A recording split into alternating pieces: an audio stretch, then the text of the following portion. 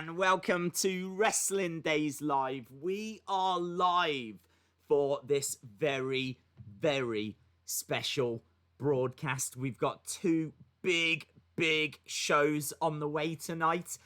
We, of course, don't have a normal week this week. This is not Dynamite and just a normal NXT. This is Fyter Fest and the Great American Bash.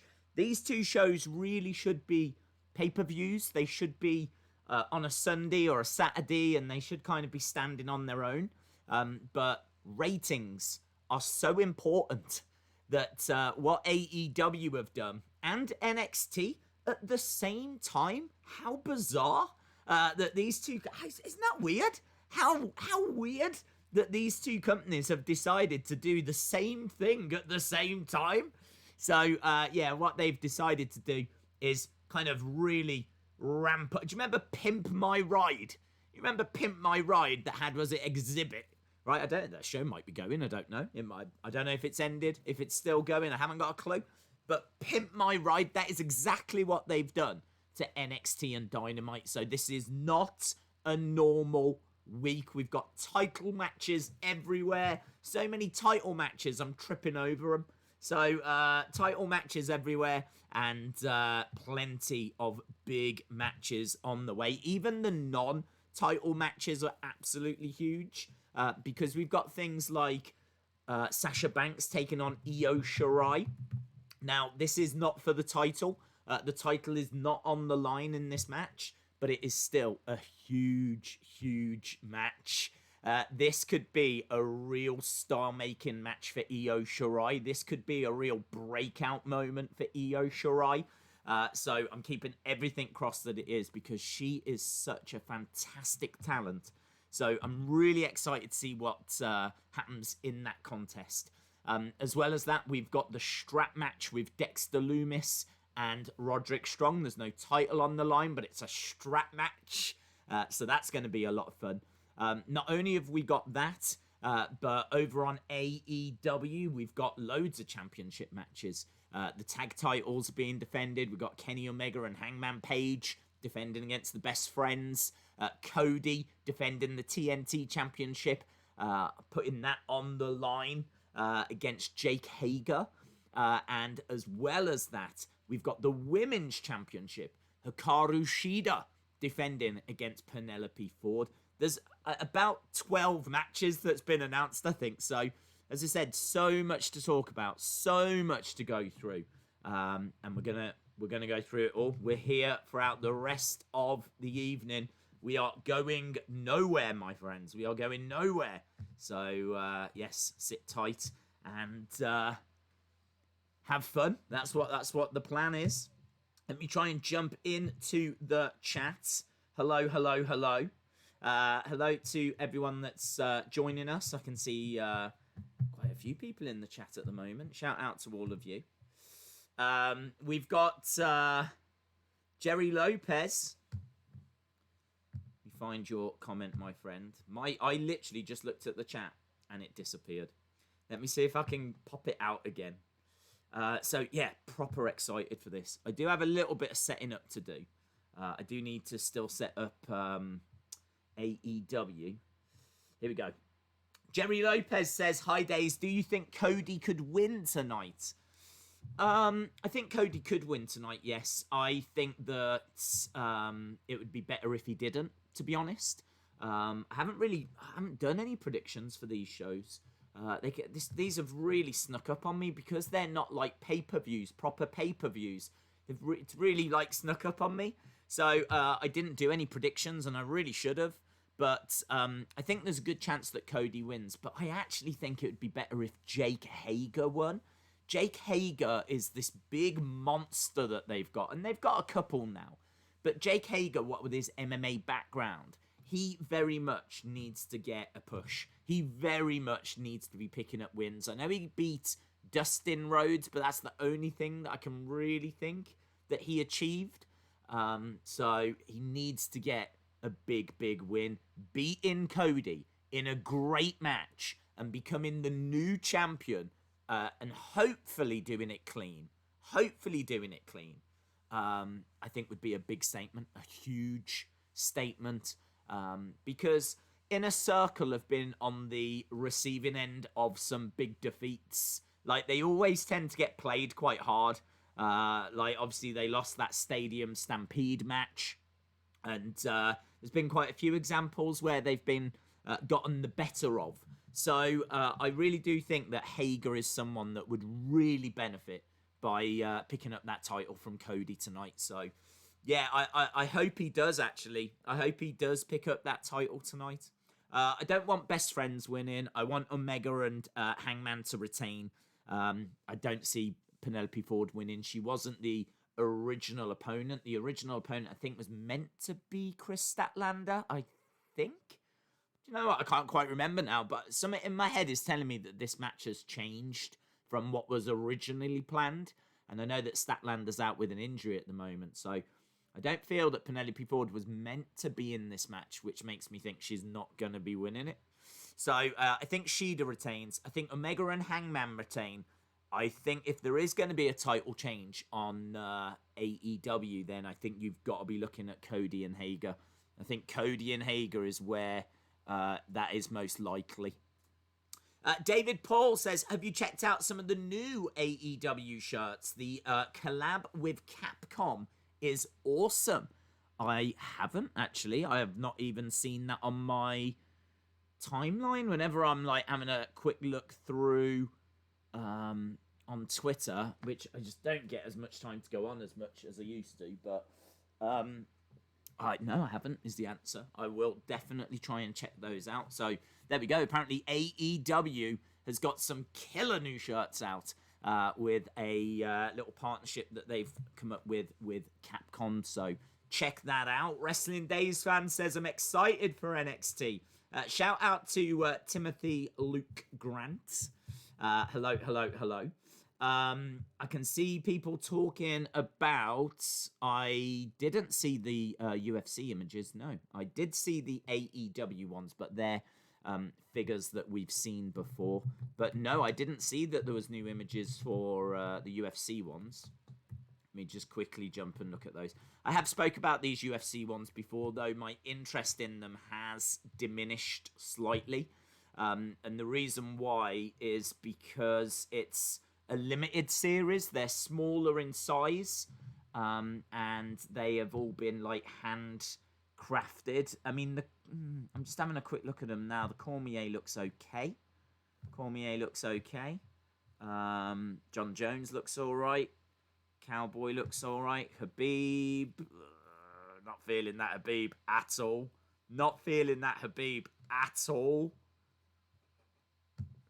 Some of these are real hit and miss, man.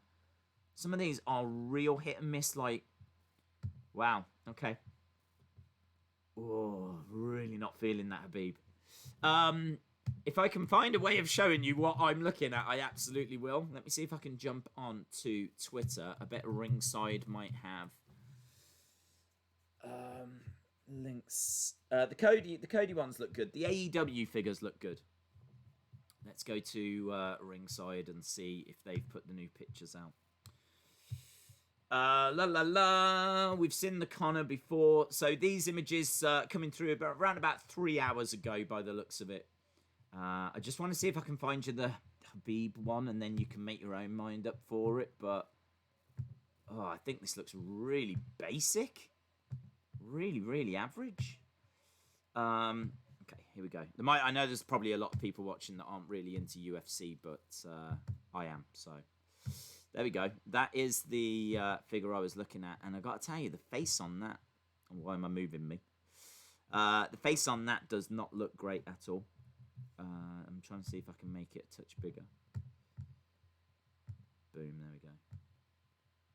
You see that? Damn, man.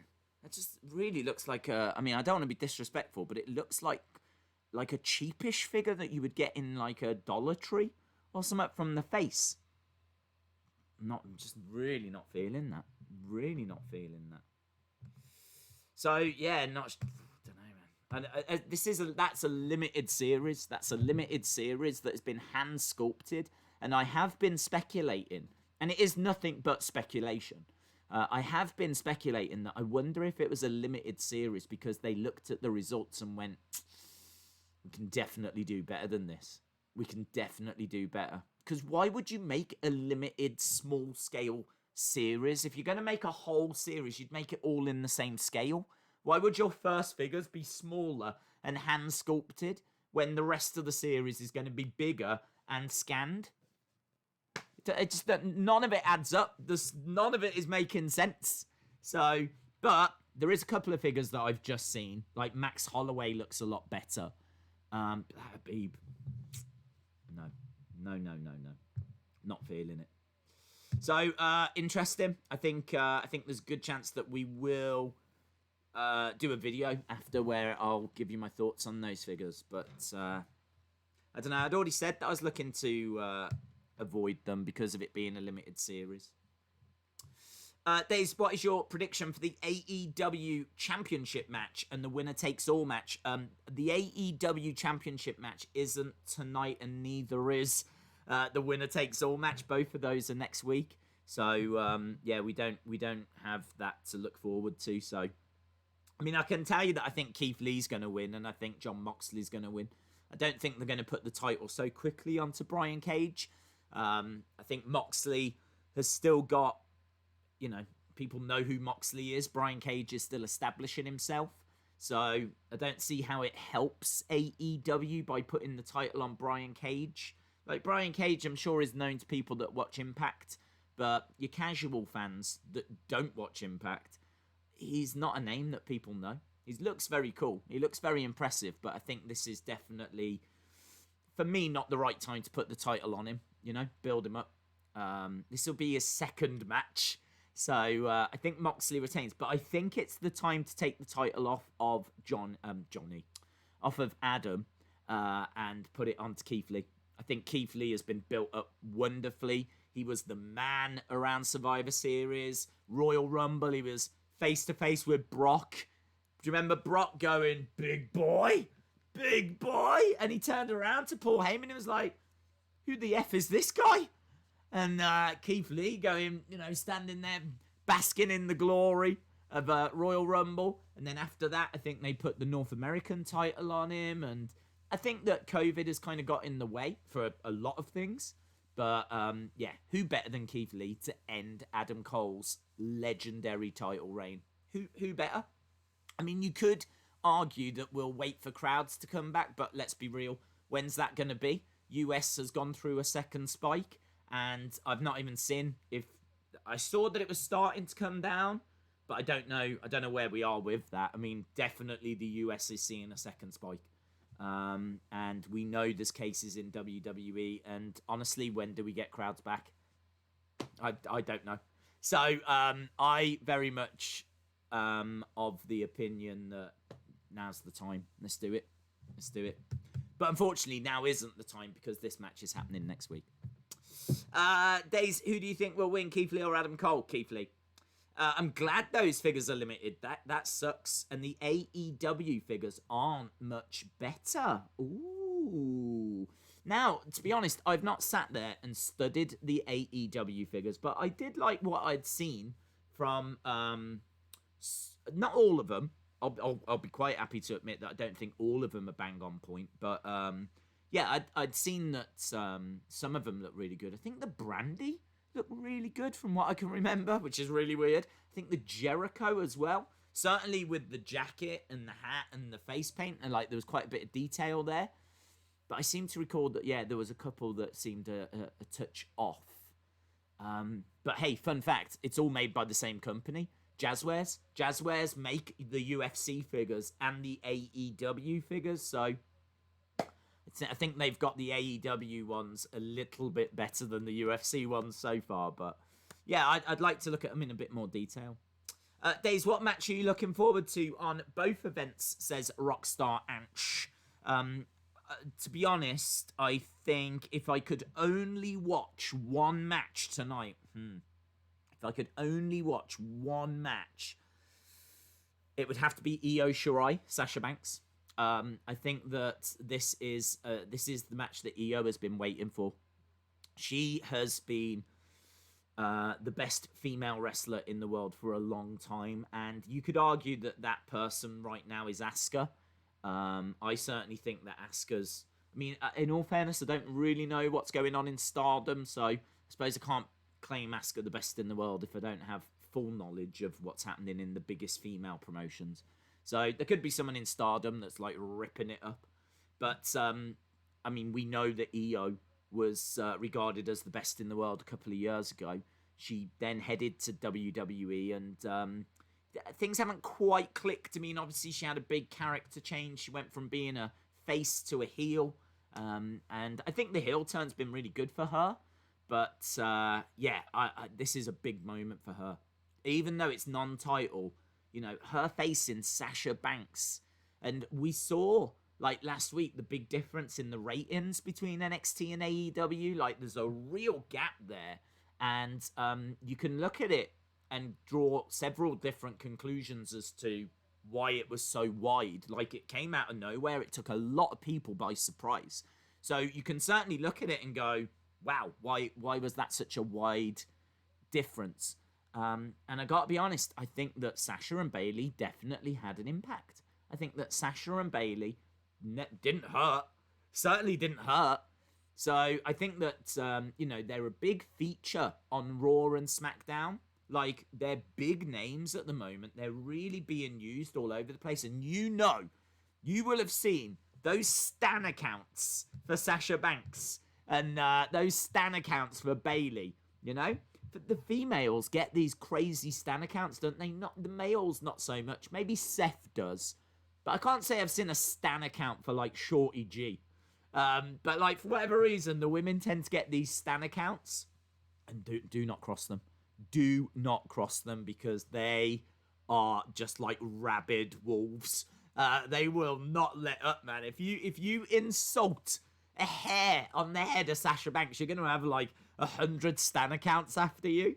So, I'm wondering if, like, all of that adds up to, do you know what I mean? Like, extra viewers that don't normally watch. Perhaps they tuned in to watch Sasha and Bayley.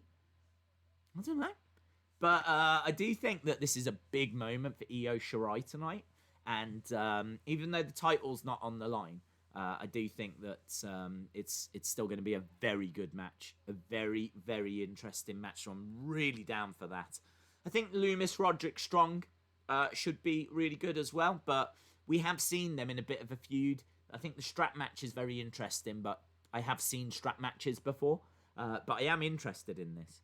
The women's fatal 4-way elimination to find the number one contender, I think, will be good. But I'm more interested in Io and Sasha. Ripley versus Aaliyah and Stone. We could see an intergender match tonight. This could be huge, actually. We could see a man legally in the ring taking on a woman. You just don't see that in WWE these days. Or very, very rarely do you. So, yeah, this is a handicap match. This is going to see Aaliyah and Stone versus Rhea Ripley. That could be quite interesting. Lorcan versus Thatcher is a match that really should interest me. And in a way, it does. But I think it's just going to be overshadowed by everything else. I think NXT has got a really strong lineup. And none of it is title matches. I think they've done really well to pull this together without a title match. So I think they've done a really good job. I think it's maybe stronger than AEW's, to be honest. I think AEW has got Cody versus Jake Hager, which I'm really interested in as well. But as I said, Shida versus Ford, Shida's retaining that. Omega, Hangman, best friends. I'm fairly confident Omega and Hangman are going to retain. Private Party against Santana and Ortiz. It's a pretty standard Dynamite match. MJF and Wardlow against Jurassic Express. Pretty standard Dynamite match. Do you know what I mean? I mean, Lorcan and Thatcher. Pretty standard NXT match. But at least the other ones feel a little special on NXT. So I think I'm more hyped for NXT than AEW. Anador says that UFC figure you showed looked more like Stu Bennett in the face. It doesn't look great. Cheap. Hey, shout out to you, Anadors. Hope you are well. Great to see you, my friend. I can see wrestling in the chat as well. Shout out to you. Yeah, shout out to Ryan as well. Hope everyone is well. As we said, pretty full on. Tons to talk about tonight. So much going on. Not too much in the wrestling world, to be honest. Not loads of news coming out. There was meant to be like a big NXT UK announcement, and I saw Brian Alvarez came out and said, yeah, it was what we thought it was going to be. We'll have details soon, but I haven't seen what those details were. So, I certainly, if it was going to be anything major like NXT's wrapping up, then it would be everywhere. So I don't believe it's that. I don't think the announcement was that big. I should imagine they're just trying to keep talent in line. Maybe some rumours of a new TV deal. So, but I haven't seen yet about NXT UK what that news actually was, because there was no big announcement made. Just seems like the talent was on a conference call. So if you've seen that news, feel free to let us know. Drop it in the chat. Cole Keith Lee isn't tonight, Leo. Unfortunately not, no. Swamp Manor says, I think Best Friends are going to win the titles. Okay. Hazza says, the AEW figures have got 25 places of articulation and are like the WWE Ultimates. What are your thoughts? I think that from what I've seen, they look good for a first series. I don't think they're perfect from what I've seen. For me, I think the articulation, brilliant. Yes, totally on board with all of that. More articulation, yes. Sign me up. And as you said, very similar to the Ultimate Editions. But some of the faces, some of the hair sculpts, just some of the likenesses, I'm not sure are quite there. To be honest, I've not seen the new images that have been released. I'm basing this on the original advert that came out. So I need to sit down and really have a look at those new images. I mean, there's a really good chance tomorrow or something I'll sit down and have a look, maybe do a quick little video. I mean, I'm sure everyone else has already spoken about it, but yeah, I'll chuck my thoughts out there and we'll have a good look at them. And that means I can throw in like the UFC figures as well for anyone that's interested. So yeah, I think there's a good chance that we'll look at that. But yeah, for me, I think we have to bear in mind that this is their first season of doing it. This is the first series, and you know, this isn't going to be your only Young Bucks figures or your only Jerichos or only Cody's. These are the first ones. If you go back to the first Mattels, compare them to like the True FX face scans they've got now, like it's chalk and cheese. So yeah, I kind of think that they're for an opening gambit, not bad. Not bad, but I don't think they're like 10 out of 10s. Oh my god, we're never going to see better figures than these in our lifetimes, you know. City Gunzels says, what do you think will be the better event, Great American Bash or Fyter Fest? I think that the better show, I don't know, I mean, like, I'm leaning to NXT. Just because I'm more intrigued by their matches than I am AEW's. Like MJF Wardlow against Jurassic Express. It doesn't matter to me who wins. I don't care, is the truth. Do you know what I mean? If Jurassic Express win, then okay, the story goes that way. If MJF and Wardlow win, then the story goes that way. It doesn't really carry great importance. And I kind of feel the same with like Private Party and Santana and Ortiz. But, like, Yim versus Nox versus LeRae versus Dakota Kai, that's a #1 contenders match. Ripley against Aaliyah and Robert Stone, we could see the first intergender match in NXT. Lumis Roderick Strong is the first ever NXT strap match. So that's quite interesting as well. Io Shirai, Sasha Banks, I know there's nothing on the line there, but I really think Sasha's a big deal right now. And so is Bailey, and I think they really helped with the ratings. And I think you're going to see a real breakout moment for Io Shirai tonight. If she beats Sasha, I don't know where we go from here. What if Sasha beats Io? Does that then mean that she can get a title match? I don't know why, but I'm finding NXT a little more intriguing. But AEW has got Cody versus Jake Hager, which is for the TNT title, and I really think there's a good chance that could change hands, so I'm definitely on board with that one. And, you know, Omega Hangman versus Best Friends is for the title, Shida versus Ford is for the title, so Make no mistake, they're close. They're close. I'm not burying AEW for all you AEW fans out there. I'm just saying, just being honest, that looking at it on paper, I'd probably lean towards NXT. Hangman Page is cool. Sasha Io has been announced as the main event for tonight. Wow. Rated Man 16, shout out to you. Pablo Gamer, shout out to you. Wrestling Days fan, shout out to you. Monica King says, I think both shows will be great. Everyone says the new Cody face scan looks like Billy Idol. Well, there we go. You're getting 2 figures for one, aren't you? You're basically getting 2 figures for the price of one. You're getting a Cody and a Billy Idol figure. What amazing. Madness. Love the channel. Let's hear it for AEW, says Mr. V. Hey, they're doing good stuff over on AEW. I know that they kind of fell a little bit short, if you will, last week. But, I mean, what? Is that like the 3rd time NXT has ever beaten them? So, I did find it quite funny. It did feel like people were getting a little bit carried away, like with this defeat of AEW, if you will. It was only like the 3rd time it had happened, so I do think these ratings are going to be quite interesting, though. I mean, if NXT can beat them 2 weeks in a row, then that starts to become a little more significant, and certainly if they can beat a show that's got 3 title matches, Fyter Fest, big names on the show, Cody, Omega, you know, their women's champion, Shida, Jake Hager. You know, they've got a few names on this show. Jericho has been announced. He's going to be on the show. He's on commentary. So I think the ratings on this are going to be interesting.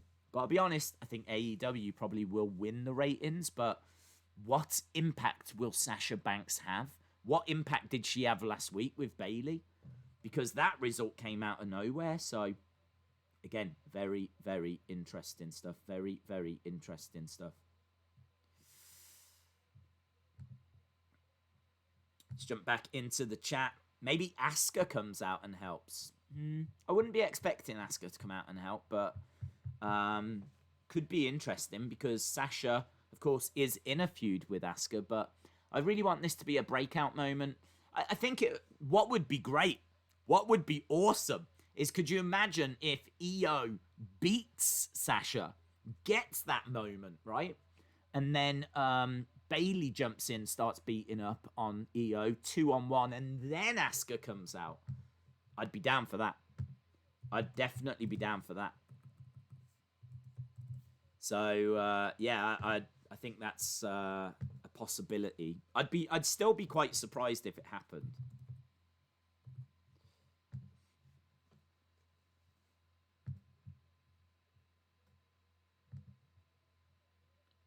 Jump back into the chat.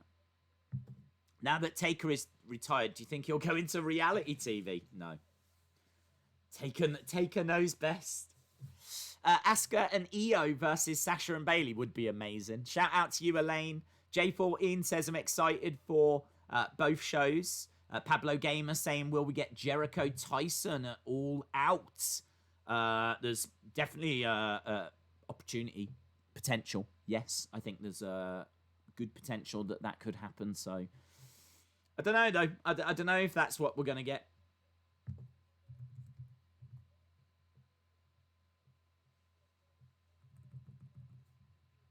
Jump back into the chat. Lorcan and Thatcher was great in PWG. Oh, I'm sure it's going to be great here. I've got no qualms about the match being great or not. The only issue I've got with it is it doesn't really matter who wins. If Thatcher loses, it doesn't derail him in any way. And if Lorcan loses, well, that's kind of what people expect. I think the match itself could be really good, really interesting, gripping stuff. So if you're a fan of like really great wrestling, then that's definitely going to be a match to keep an eye on. But yeah, I don't know. I don't know if that's something that's going to really grab the headlines. Inside Access says, NXT will win. My birthday is in 2 days. You are the best. Shout out to you. Shout out to you. WWE Inside Access Wrestling Days. What if Kyrie helps Io? That'd be interesting. Cody's first defense. He's not going to lose, says Darshan. First pay-per-view defense. I would have him lose. I would have him lose, to be honest. I think that Hager, it's really important that Hager gets built up. Everyone knows who Cody is. Cody having the belt doesn't really build Cody up. I mean, he's the first TNT champion, and, you know, yeah, I mean, that you can't ever take that away from him. But I don't know. I can't say that I really think that this is something that is benefiting AEW, if you will. I don't think they benefit by having Cody as the TNT champion. I think they could use it to build up Hager a little bit more. Because he's this, like, MMA fighting machine that's a big guy, one of their monsters on the roster, and I don't know, man. I just kind of feel like they could do a little bit more with him. They could do a little bit more with him. Because you're going to need monsters like that. Unless they've got plans to bring in, like, Rusev or something like that. There's been a lot of rumours that they potentially could go that way, so...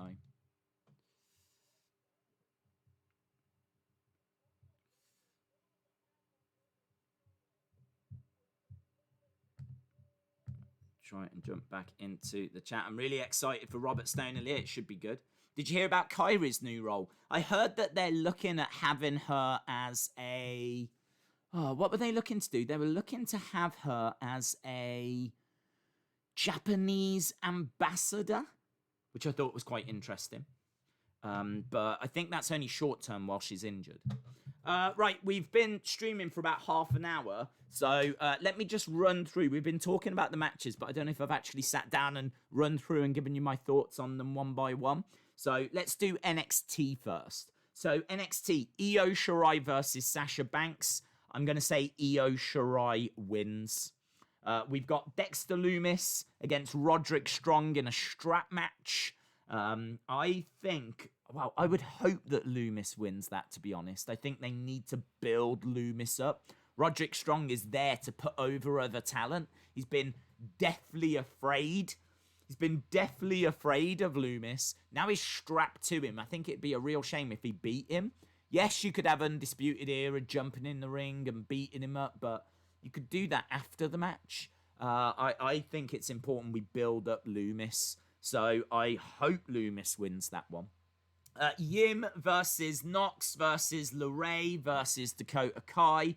This has surely got to be the time that we pull the trigger on Dakota Kai. It's got to be the time we pull the trigger on Dakota Kai. I can't quite figure out if Io Shirai is a heel or a face. I don't know. I don't know if she's a heel or if she's a face. She seems to be a face in this match against Sasha Banks tonight. So I'm guessing they're going to keep her as a face. So if that's the case, then we need a heel. Now, yes, it could be LeRae. She's a heel. Or it could be Dakota Kai. And I just wonder if now's the time that Dakota Kai gets an opportunity at the title. So I'm leaning towards Dakota Kai, but it could be Candice LeRae. Next, we got Rhea Ripley against Aaliyah and Stone. I think Rhea Ripley's winning that. And I do think we will get Ripley versus Stone. I think Robert Stone will be in the ring and we will get that intergender match. And then we got Lorcan against Thatcher, and I think Thatcher wins that. We've been getting Thatcher vignettes. This is going to be a wrestling match. It's going to be a wrestling clinic. If you've already seen in the chat, they fought each other in PWG. The match was apparently incredible. I think you're going to get that again, but I think Thatcher wins. So my predictions tonight: Io Shirai, Dexter Lumis, Dakota Kai, Rhea Ripley, and Timothy Thatcher. Over on AEW, we got MJF and Wardlow against Jurassic Express. 50-50, honestly. I mean, talent everywhere. As much as I love MJF, I love Jungle Boy. As big of a monster as Wardlow is, you've got Luchasaurus, so it's kind of hard to know which way this is going to go. I think they'll go with the heels. I think they'll go MJF and Wardlow, and I haven't really got much to base that on, to be honest. But I'm just going to lean that the heels will do heel things and pick up the win. Private Party against Santana and Ortiz. I think Private Party are a great prospect, so I think Private Party will pick up the win there. I think Shida retains against Ford. I'm quite confident on that. I think I'm going to go Hager. I'm going to go Hager. I understand what people are saying. This is Cody's first pay-per-view defense, but I'm sticking to my guns here. Hager isn't new. He's been on the roster for a while now, and he's not really achieved a great deal since he's been with the company. And I kind of feel like you need to push. They've got to do something with the guy. You can't just keep standing at ringside and being in tag matches or whatever. So putting the title on him, I think, makes a lot of sense. So I'm going to go with Hager. And then Omega and Hangman against Best Friends. I'm going Omega and Hangman. So, yeah, I could say that there won't be any title changes, but I'm going to say there will be one. And I'm going to say Cody and Hager. So, my predictions tonight: Io Shirai, Dexter Lumis, Dakota Kai, Rhea Ripley, Timothy Thatcher, MJF and Wardlow, Private Party, Hikaru Shida, Jake Hager, and Omega and Hangman. So it's such a shame that we don't have that as one show. Like, could you imagine if it was like one epic pay-per-view tonight? Instead, both freaking shows are going to be on at the same time. So, yeah, that's a bit frustrating. But it is what it is. It is what it is. And I'm super, super excited for it. Super, super excited for it, so... Right. Let's click on this. Jump down here. Where is Fiendy? Dave? Oh yeah, where is he? He's down here. Look, here he is. I didn't have him around because Fiend's not really in action tonight, but there he is. That's the mini me that I managed to get from Snugsy. They make little plush toys. They've got a WWE license. Be cool if they got an AEW license, actually. Could you imagine if you could put your face on Orange Cassidy's body? That'd be insane. That was great on being the elite this week, says David. Do you think NXT will beat AEW in the ratings? I don't know, to be honest. I would say AEW because consistently they've won the ratings, but I don't know what kind of impact Sasha and Bayley had last week, but I would think they had some kind of impact. Killer Sasuke, shout out to you. Dave in real life says, to be honest, I want Dakota to win, only because she is hot. Fiendsy, says Chalmers. Eric Haberman, shout out to you, my friend. Days almost at 200,000. Yeah, if you are watching and you're not subscribed, join us. We're here every week for NXT and AEW, and we watch both. We call it down the middle. We call it as we see it. And we've got some AEW fans that join us. We've got some NXT fans that join us. And I got to be honest, still, most weeks, AEW has come out the better show. I should go back, really. And then I'd be able to tell you how many weeks we've scored AEW higher and how many weeks we've scored NXT higher. That might be quite interesting. To do. Hello, Days. How are you? Can I get a quick shout out? Shout out to you, Donald Jackson. Days, Seth Rollins has main evented Extreme Rules for the past 3 years. Days, since we're streaming AEW, when was the last time Kylie Ray was on? Because she left ages ago, dude. Kylie Ray left a long time ago. She, I think, wasn't she gone before Dynamite even started? She left, like, at the end of last year. I think, is she over in Impact? Is she in Impact now? Kylie Ray? We never found out what it was. She requested her release. She asked to be released, and she left. And we never found out what it was and what the issue was. And it seemed like she might be done with wrestling, or there was rumors that she'd had like a health scare. But now I think she wrestles in Impact, so there's still a lot of uncertainty around that. There's still a great mystery as to why she left. Did anyone hear, actually? Has anyone heard in the chat why Kylie Ray asked for her release? She was kind of like the AEW Bayley, wasn't she? Big, happy, smiley. I say big. I mean big as in like they were pushing her quite a bit. She was featured quite a bit. Happy, smiley. Smiley Kylie is what they used to call her. Days, would love Orange Cassidy went to SmackDown and give the Fiend an orange. Kylie Ray is on Impact. Is Pac still in AEW? Yes.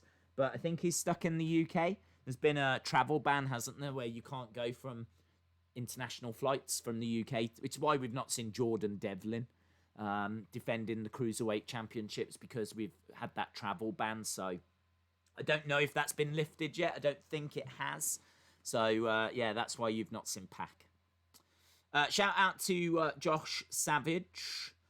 Match of the James says, my heart says NXT will take the ratings, but there's something at the back of my mind that thinks it'll be AEW.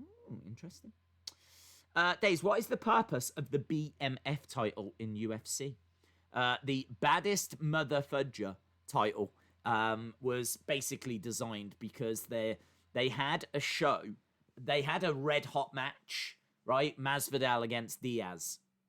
Red hot match. These were two guys that only know one thing, and that is to fight, to move forward, to put pressure on, to, do you know what I mean? 100% in that direction. No strategy of like, back up, can I find a counter shot?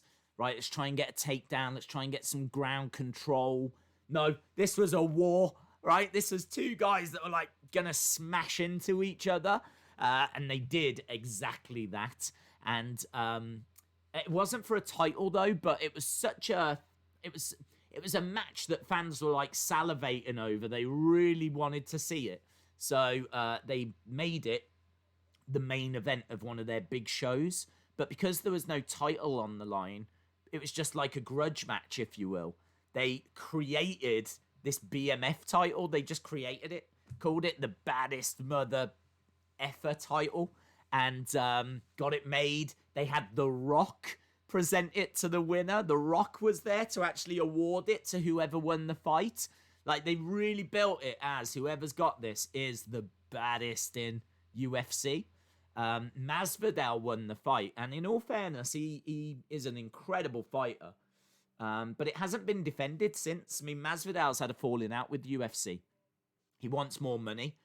He wants more moolah. He wants that fabulous moolah. So, yeah, it hasn't been defended since, unfortunately. But I don't know how much importance people really put on it. But, hey, I could, if they could work it out and do Masvidal Conor BMF title, that would sell pay-per-views.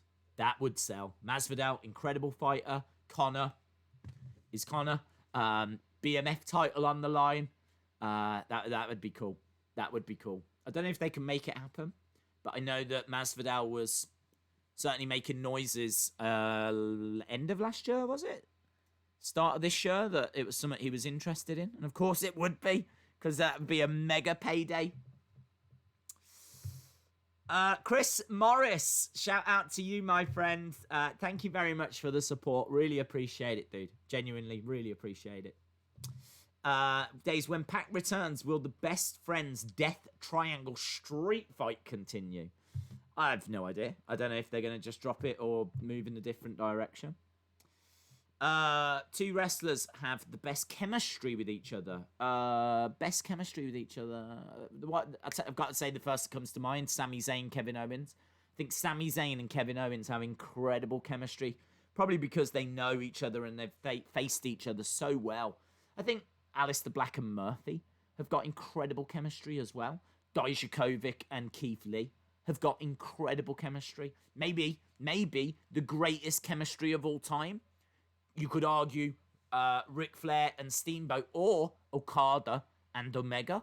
Incredible chemistry. So AEW sucks, says Punker89. Happy Canada Day. Oh, I didn't know it was Canada Day.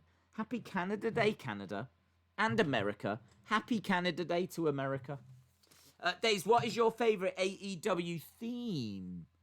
To be honest, I'm not great with themes because I always have to have the music turned down. So I would struggle to identify some of the themes, if I'm being perfectly honest. I never really hear the commentary. I hear bits of theme music. But, you know, if someone's coming out, I'm sitting here, I'm talking over the top of it. And I never go back and really watch a show after it's aired. So, yeah, I'd struggle with themes. Let me know. Maybe that's a great chat to something for the chat. If you're in the chat right now, let me know. If you're an AEW fan, what is your favourite AEW theme? Is there a good one? Is the one that comes to mind as the one that everyone loves? I don't know. You'll have to let me know. NXT fans do the same. What's your favourite themes? NXT or AEW? I think that'd be quite interesting. I have heard Dexter Lumis's, and I do love Dexter Lumis's theme. So, yeah, I'm definitely on board with that. So I think Dexter Lumis has got a good theme. How fun is it that it's Great American Bash? Oh, I should say as well, this weekend, we are going to be doing a watch-along on Saturday. Normally, we would do UFC, but we can't do UFC because of the fact that it's not on. Because they're having a week off because it's the big one next week. One of the biggest streams we've ever done. Honestly, even if you're not a UFC fan, join us on that a week on Saturday. UFC 251. 3 championship matches all taking place on an island. Fight Island. There's so much excitement about this show. It's going to be huge. It'll be one of the biggest shows UFC have ever done, and that is a week on Saturday. So very, very much looking forward to that. So we've got Fight Island coming up, but there is nothing on Saturday. But of course, Saturday is 4th of July. So I can tell you, this Saturday, we are going to be watching, for those that want to join us, the best United States Championship matches ever. It's a new 3-hour video that they've put on the network. And basically, it's a collection of the best ever United States Championship matches. Goes all the way back to the 80s. Goes all the way through. It's got some classic matches like Seth Rollins, John Cena, Miz versus Daniel Bryan. But it's even got people like Magnum TA, like all the way back in the 80s. It's about 3 hours. I think there's around about 8 to 10 matches that's in this collection. And you haven't got to keep searching for it. You just press play and it's all in one video. So it's the best of the United States Championship. It's a brand new video that's just gone onto the network. If you haven't got the network, you might even be able to watch it for free. I'm not sure on that. I don't know if it's unlocked on the free version, but I know a lot of those best ofs are. But we're going to do that this Saturday. I think it'll be like 11 o'clock UK time, 6 o'clock Eastern. Something like that if you want to join us for that. But that is this Saturday. So we're going to be celebrating the 4th of July.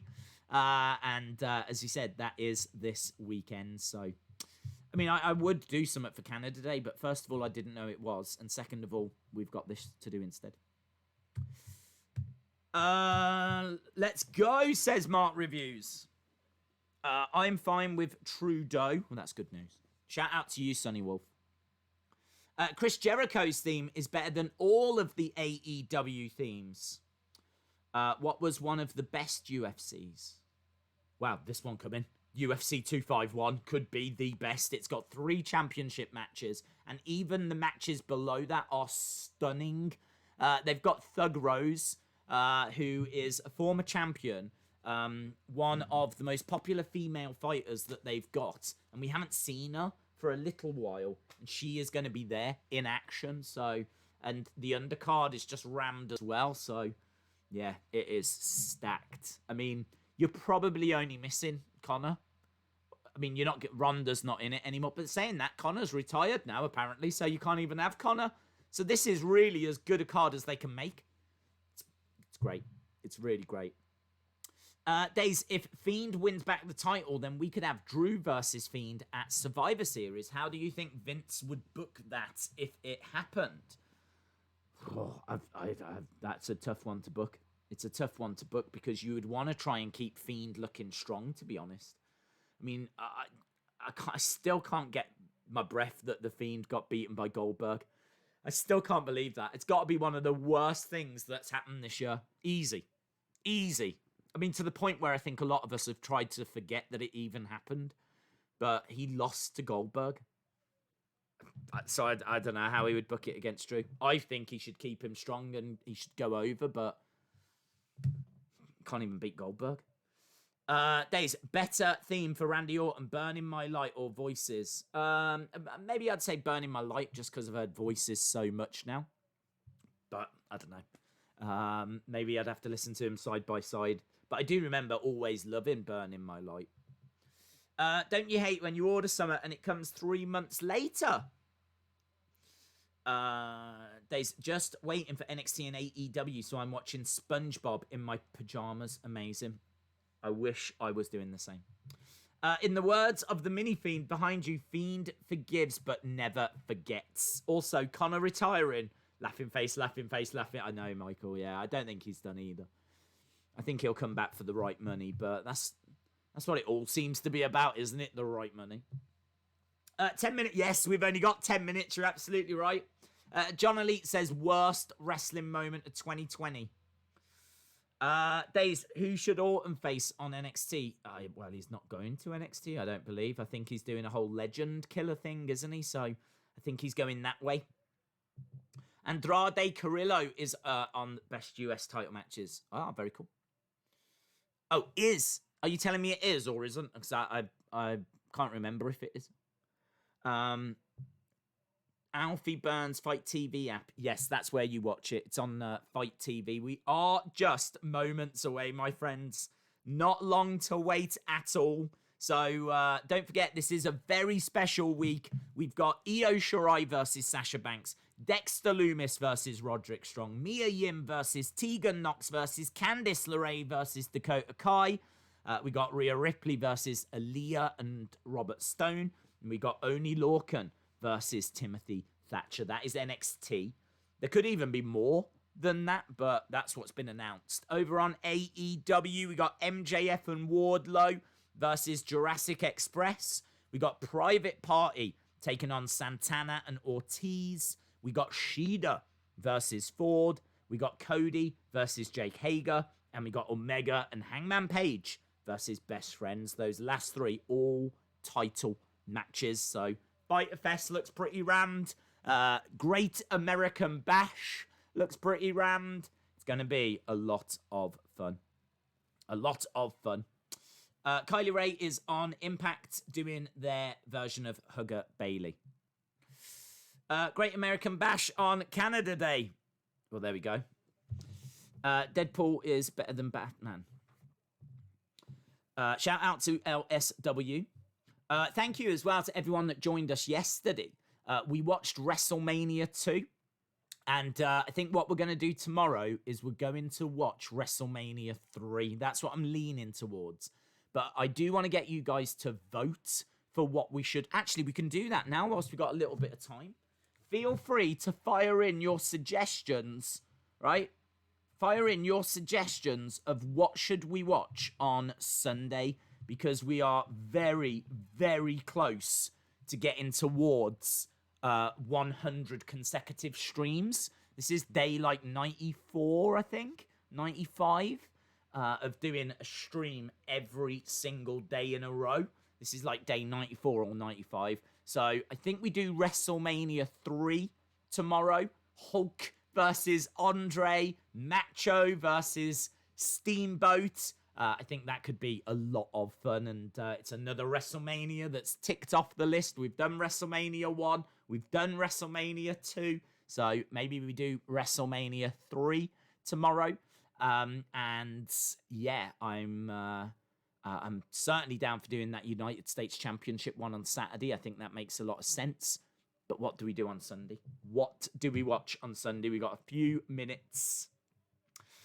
We'll do what we always do, which is where if we get a couple of people voting for the same thing, no restrictions, no time restrictions on this. I'll because it's a Sunday. Let's just open it up and we'll just watch whatever. I'm looking for people to name like the same ones, if you know what I mean. I'm looking for like 2-3 different people to name the same thing that they would like to watch.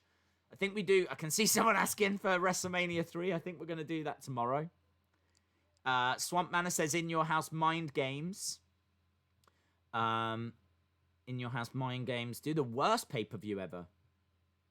Well, that's a good shout. I don't know what the worst pay-per-view would be, though. I mean, straight away, I'm thinking December to Dismember.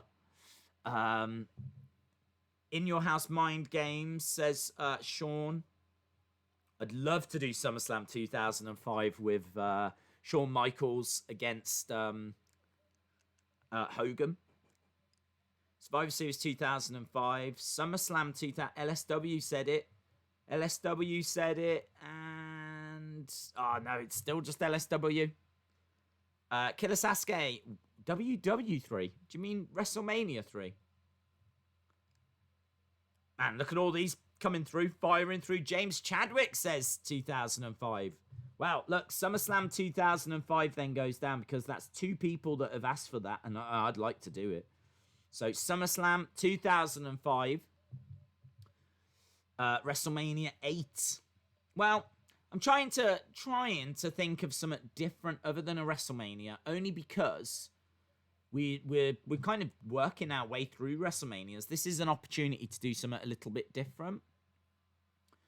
SummerSlam 2005 is in. It's in there, Monica. Survivor Series 08, WrestleMania 8, I can see is written down.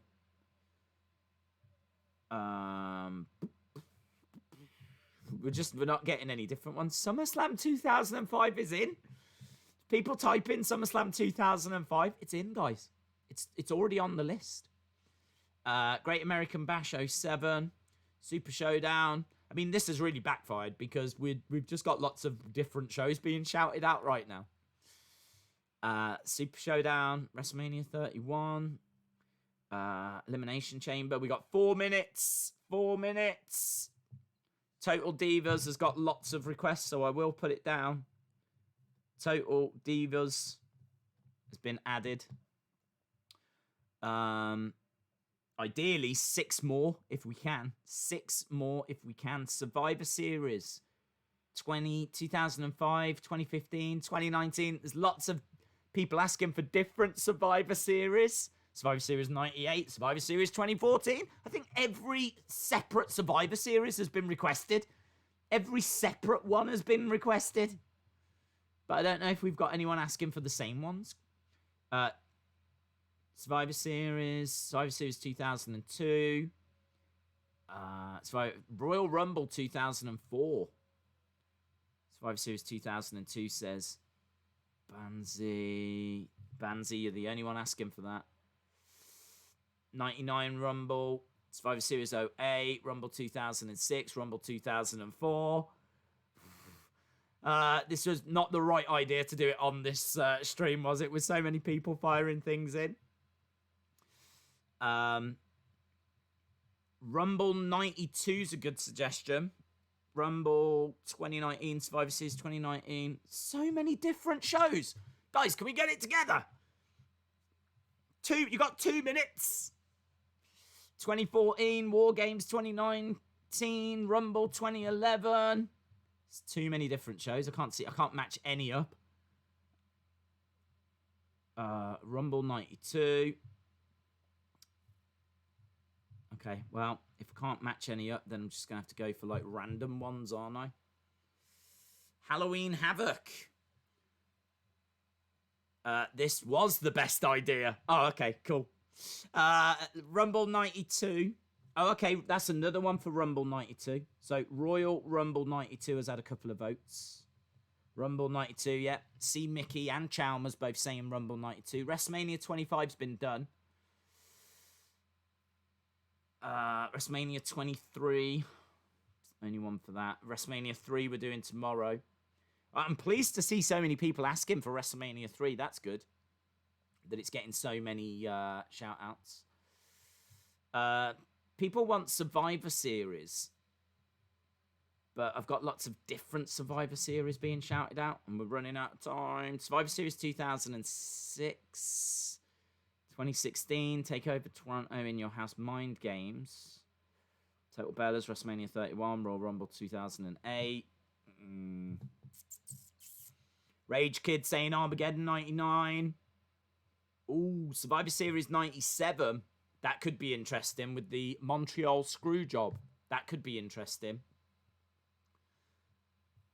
99 Rumble.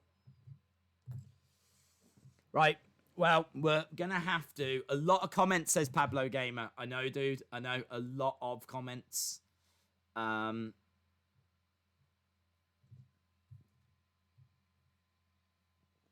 here we go. We're going over to the shows now. We couldn't get that together. We couldn't get it to work. Oh, there's 2 there for SummerSlam 2006, though. So I'll take that.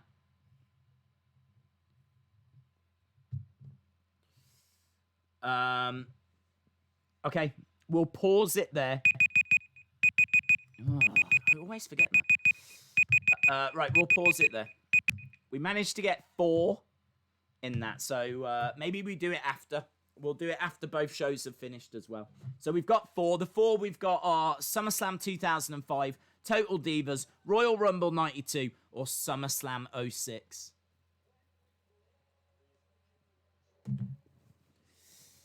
Right, here we are with AEW and NXT. The shows have begun, so our attention has to turn over to these.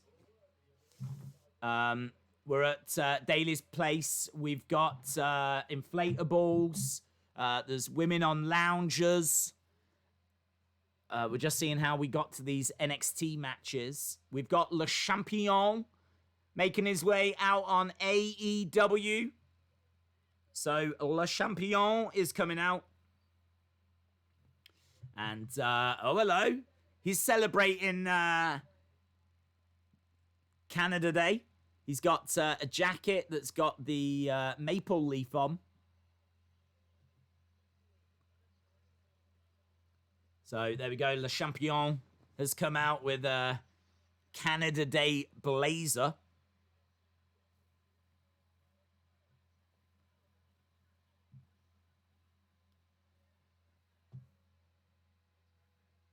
So Jericho going over to commentary. So Great American Bash beginning on NXT. We've got Fyter Fest beginning on AEW. We got Pyro shooting up. We got a car. Couple of cars. Why have we got a couple of cars? They've tried to soup up the entrance. Wow. They've got a big banner that says Great American Bash. So AEW have got a few palm trees and women on loungers. There's a couple of really nice cars in the entranceway. And we're actually going to be starting with the women's match. So NXT has actually done a little bit of work with their set. And we got the women coming out. This is going to be Yim versus Nox versus Lorray versus Dakota Kai. There we go. That really great looking entranceway.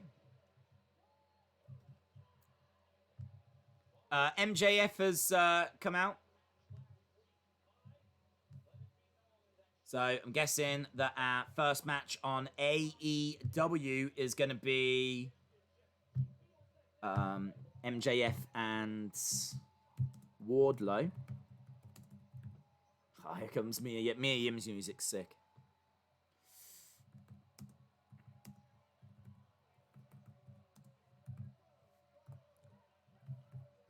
Jurassic Express. Women's 4-way. Yes, this is Elimination Chamber. This is an elimination match. So it means that if you are pinned or submitted or something along those lines, then you are out the match. But the match actually continues until we're down to just 1, which I like, actually. I think it's a much, much better rule. It's a much better rule.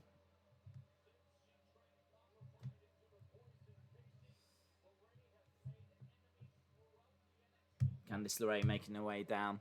MJF has got what seems to be like it's a horrible looking robe. Doesn't look classy at all. It's like horrible pink velvet with like Burberry kind of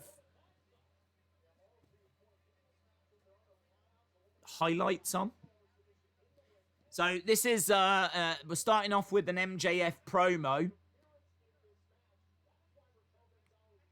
Right, over on NXT, all 4 women are in the ring. Tegan Nox, Mia Yim, Candice LeRae, and Dakota Kai. My pick on this match, Dakota Kai. Mia Yim had a title opportunity not too long ago. I don't think they would go that way. Tegan Nox, it would feel too soon. She hasn't really done a great deal for her to get a title opportunity. So, yeah, I'm leaning towards Candice or Dakota. Dakota gets out of the ring. She's just stretching. She gives that because she hears the commentators talking about her, I think. But we're starting with Mia Yim in the ring against Tegan Nox. Over on AEW, we got Jungle Boy and Luchasaurus out. That match is underway as well, but into the ring steps goes Mia Yim, thanks to Candice LeRae. Really a big fan of what they've done with this set. Those 2 cars in the background look incredible. They look really great. There's a big banner. There's red, white, and blue balloon towers as well. It does give it a different feel. Candice backing up from Tegan. Big open palm strike by Dakota Kai. I was very honest in my build-up to this, saying I wasn't too bothered about the MJF match. So I am keeping an eye on it, but I am definitely more into this NXT contest because the winner of this will become the #1 contender. So great MJF promo, says David. Jurassic Express had better win, says Mo S. Nice belly-to-belly by MJF. And what I will say is MJF's ring attire looks really good. I think he looks great in that, like, electric pink, which is really cool. So I like him. I like his ring attire. I wasn't a big fan of that robe. Kind of felt the robe looked a little cheap. But his ring attire looks good as Candice LeRae goes charging into the corner. Down goes Mia Yim on the outside. Flapjack to Dakota Kai. Plants her down on the edge of the ring. And Candice LeRae looking for a springboard crossbody to Tegan. Over on AEW, we got Wardlow with a nice fall-away slam to Jungle Boy. Wardlow getting in the face of Luchasaurus. NXT-wise, we're just seeing a replay of what Candice LeRae did. That dropkick was sick. So many people are only watching NXT for Sasha Banks, says Young Breezy. What happened to the Wheel of Fire? It had to go away because of the changes to YouTube. Here's Candice moving out of the way, going over, looking for lovely. Nice German suplex off the middle rope. Dakota Kai comes in, starts attacking Candice. We got a front face lock by MJF over on AEW. Super kick by Tegan, which drives Dakota Kai back. She kind of Samoan drops Candice LeRae. Tegan goes charging over, collides into Candice. Don't think she's going to care that much, but a big boot by Dakota as well. But a big boot by Mia Yim. It's absolute carnage in the corner. Why is Tegan looking so shocked? Here we go. Looking for a suplex. Slams Dakota on top of Candice LeRae. Nice. 1, 2. Mia Yim eliminates Candice LeRae. Mia Yim has eliminated Candice LeRae. I could see this coming down to, what's up with Tegan?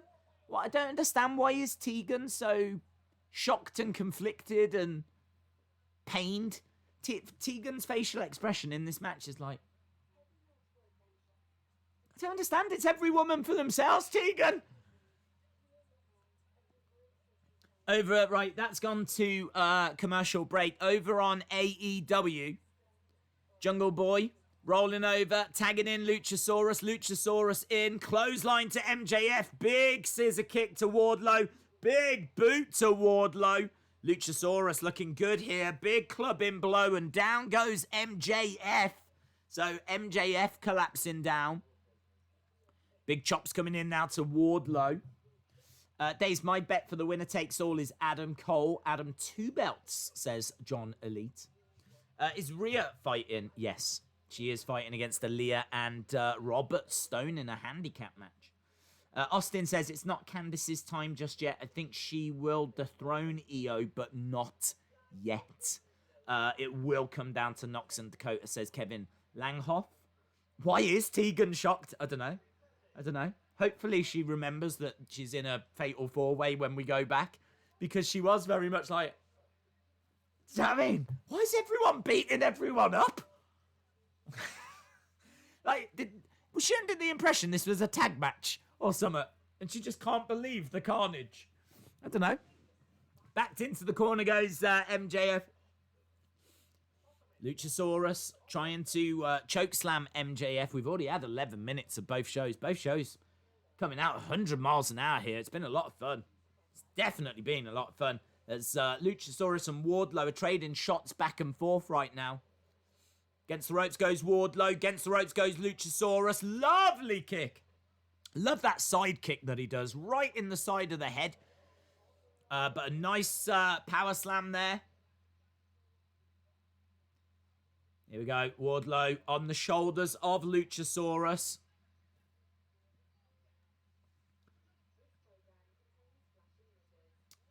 She looks like she saw a ghost. Well, we're going to go back. Right, here we go. Strikes coming in by Tegan on Dakota. Dakota gets thrown. Hard. Dakota went hard into the corner. Mia and Tegan working together here. Senton. They're trying to pin Dakota, and Dakota manages to kick out of both of them. Okay. Tegan's shocked face is... I don't understand. You're right, she kicked out. It's not the most shocking thing in the world. Honestly, it's as if the Undertaker's streak has just ended.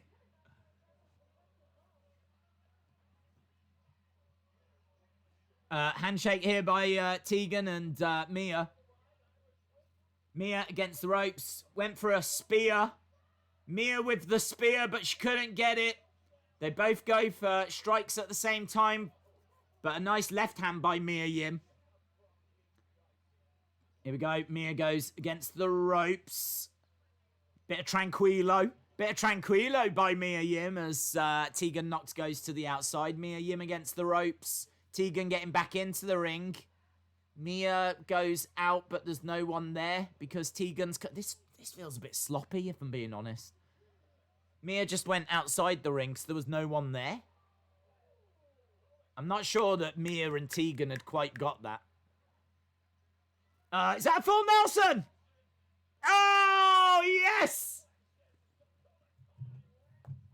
Nice suplex.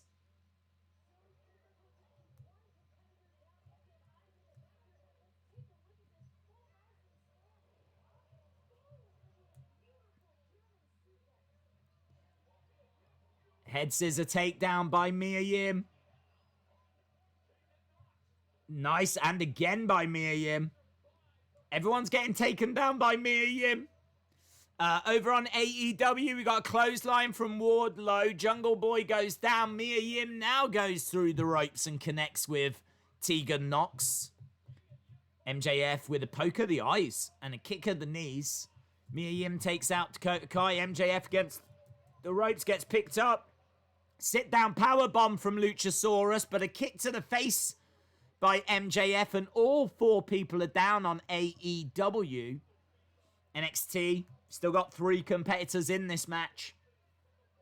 Club to the back of the head by Mia Yim. Nice! Didn't get it. Mia Yim didn't get it. Tegan trying to get the pin after a code...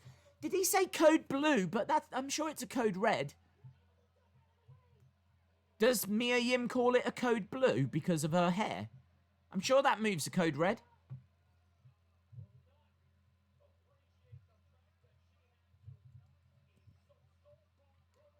Here we go. Roll up. Nice. 1, 2, 3. Dakota eliminates Mia Yim. So we are down to Tegan Nox and Dakota Kai. My pick for this match was Dakota Kai. I'm still feeling confident on that. Marco Stunt gets thrown. Roll up in the ring by MJF. 1, 2. No. A ref botch on NXT. That shouldn't happen. MJF Gears looks like a homage to Flair. The announcers on NXT are reminding us that Tegan has never challenged for the NXT Women's Championship. No, because she's still relatively new. She's been out injured for like 2 years. AEW, Mia Yim is gone. Yeah. Great match. Limited commercials. Yeah, there was meant to be limited commercials. Perhaps they're just getting them out the way. I don't know. But yeah, there was meant to be limited commercials on NXT tonight. I'm going with Dakota. Here we go. MJF putting on that ring.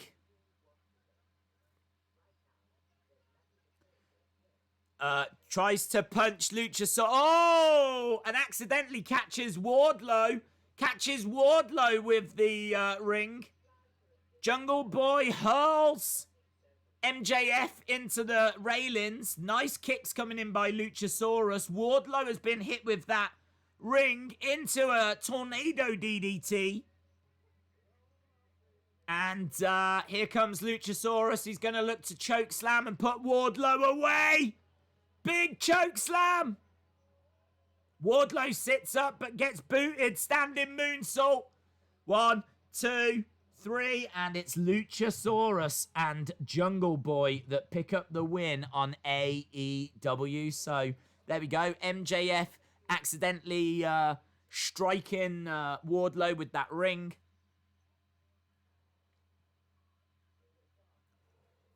From what I saw, not a bad match. Not a bad opening match from AEW. Not a match that I was too bothered in, to be honest. I'm kind of glad that it's done. But it looked like it was all right. This match is all right on NXT as well, but there's been a few moments, got to be honest, that it's felt a little off. Like Tegan Nox looking so shocked throughout the match. And a couple of moments where, you know, she went to the outside and then came in, but Mia Yim was trying to go through the ropes and I think do a suicide dive, but then when she did it, there was no one there. And it was all just, I don't know, there's been a few moments that have just felt off. Just a few moments that have felt a little off in this women's match. But it's been an all right match. Both shows opening with what I think are fine opening matches. I think we're going to commercial break on AEW. This is their first commercial of the evening. NXT is on its second already. Tegan's been here 2 years. She's not new. Mia got here in 2018. She's already challenged for the women's title. Tegan's been injured for I don't know how long. I mean, Tegan Nox has been on the shelf because she did her knee, was out for months. Like, honestly, like 8 months or something. Came back, did her other knee, and then she was out for ages. Like, actually having big feuds and being used in big storylines, she's still relatively new. She's not been around that long. She's been under a contract for a while, but that's a very different story. Right, we're going back.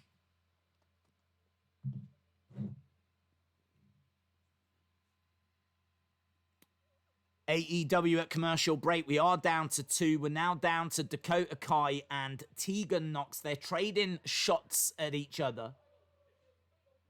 Big strike. Tegan goes back against the ropes. Forearm strike by Tegan. Forearm strike by Dakota. These two obviously have got quite a rich history. They were good friends. They were both out at the same time with their injuries, hence why they've both got knee braces on. And then, of course, what happened at War Games at the end of 2019 when Dakota Kai turned heel on Tegan Nox, attacking her, running. That brilliant moment where she turned around and ran at Tegan Nox, striking her down. Big clubs to the back and Tegan Nox going down. The NXT crowd banging on the plexiglass. We are at commercial break with AEW. If you are just joining us, we've had 2 matches so far. Jurassic Express have beaten MJF and Wardlow, and we are down towards the final 2 competitors in this number 1 contenders fatal 4-way match between Dakota Kai and Tegan Nox. Dakota Kai grabbing Tegan Nox right now. Did their heads collide? I think their heads collided. I think Tegan went for a headbutt. Strike to the chest by Tegan. And again. And again. 3rd strike. Clothesline. Down goes Dakota. And again by Tegan. Another clothesline. Dakota goes down.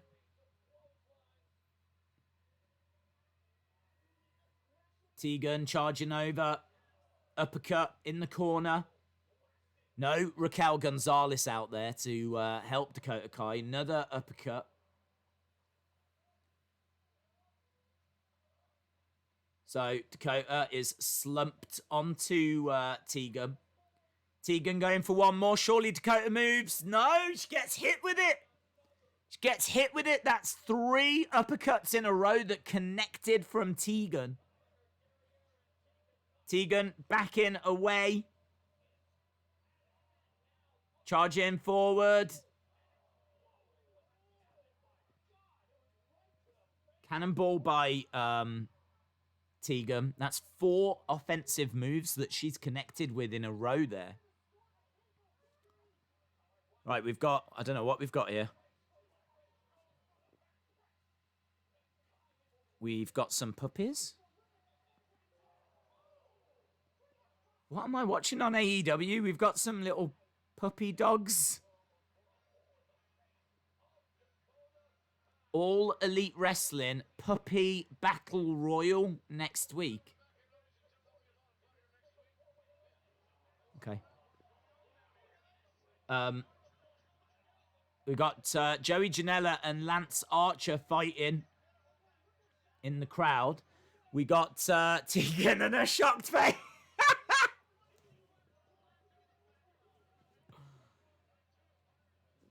I'm not feeling Tegan Nox.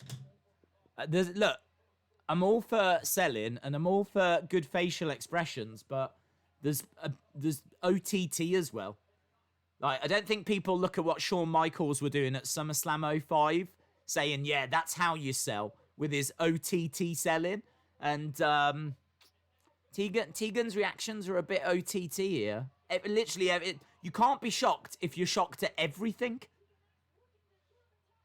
Down goes Tegan. Dakota backed into the corner. Going over. Oh, lovely. Right onto the back. Dakota, 2. Only gets a 2. I think we've got Tonight Private Party against Santana and Ortiz. I don't know what match is next on AEW. So, Tegan down. Dakota fighting her way back into it. AEW are just telling us what matches we're in store for tonight. Dakota Kai up on her feet. She's grabbing Tegan. Slow pace, as you can imagine. These two, you know, this has been a 20-odd minute match now. Could be blow across the back by Dakota. Tegan is down, saying no, coming up to her feet, gets knocked down again. Kick on the arm. Kick on the other arm. Up next, we got Shida and Ford, so we got the AEW Women's Championship being defended next. Here we go. Plants her face first. Dakota Kai, Tegan going for the pin. 1, 2. Kick out. Only gets a 2. Shaking her head in absolute disbelief. She can't believe it.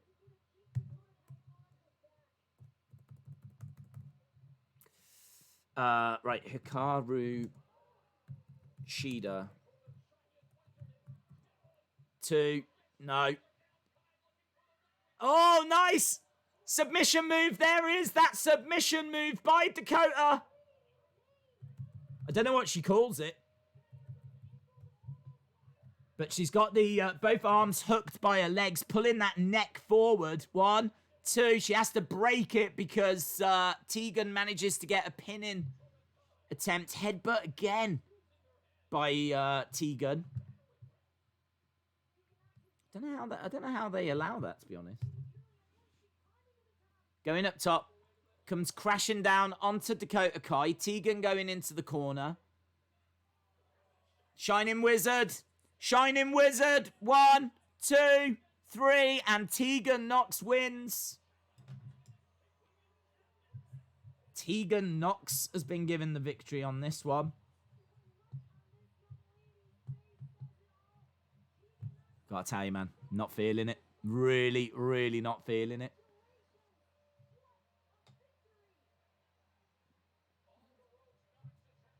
Look, she can't believe it. She's shocked. Of course she is.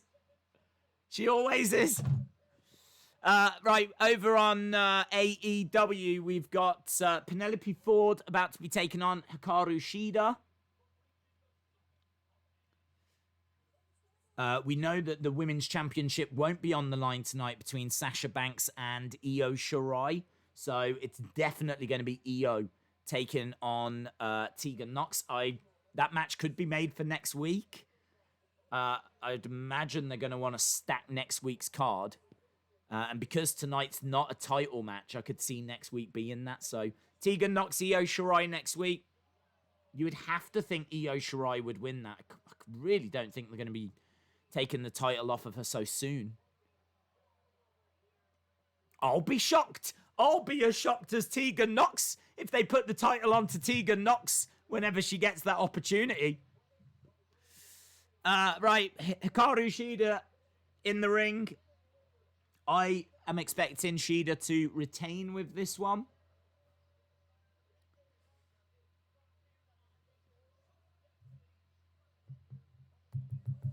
So one match down on both shows. There's my prediction. Dakota will take the title from Io.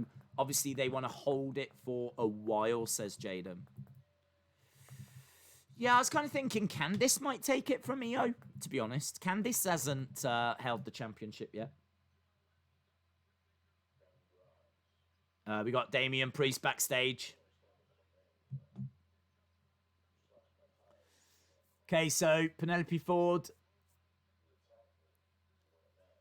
We're in the ring with Kip Sabian. Oh, hello, Kip Sabian pushing Hikaru Shida. Shida pushes Kip Sabian.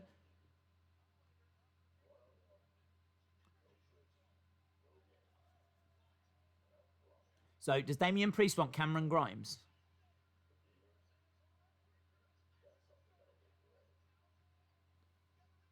So, calling out Cameron Grimes. Here is the boss, the blueprint, the standard with Bailey Doss straps. Bailey and Sasha backstage. It's going to be commercial free, that match apparently. That match could be fire. That match could be legit fire. Right, is this Timothy Thatcher that's coming out now? It is. So over on NXT, we got Timothy Thatcher taking on Oni Lorcan.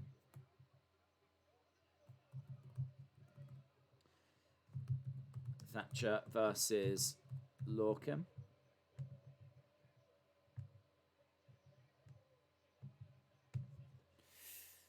Okay.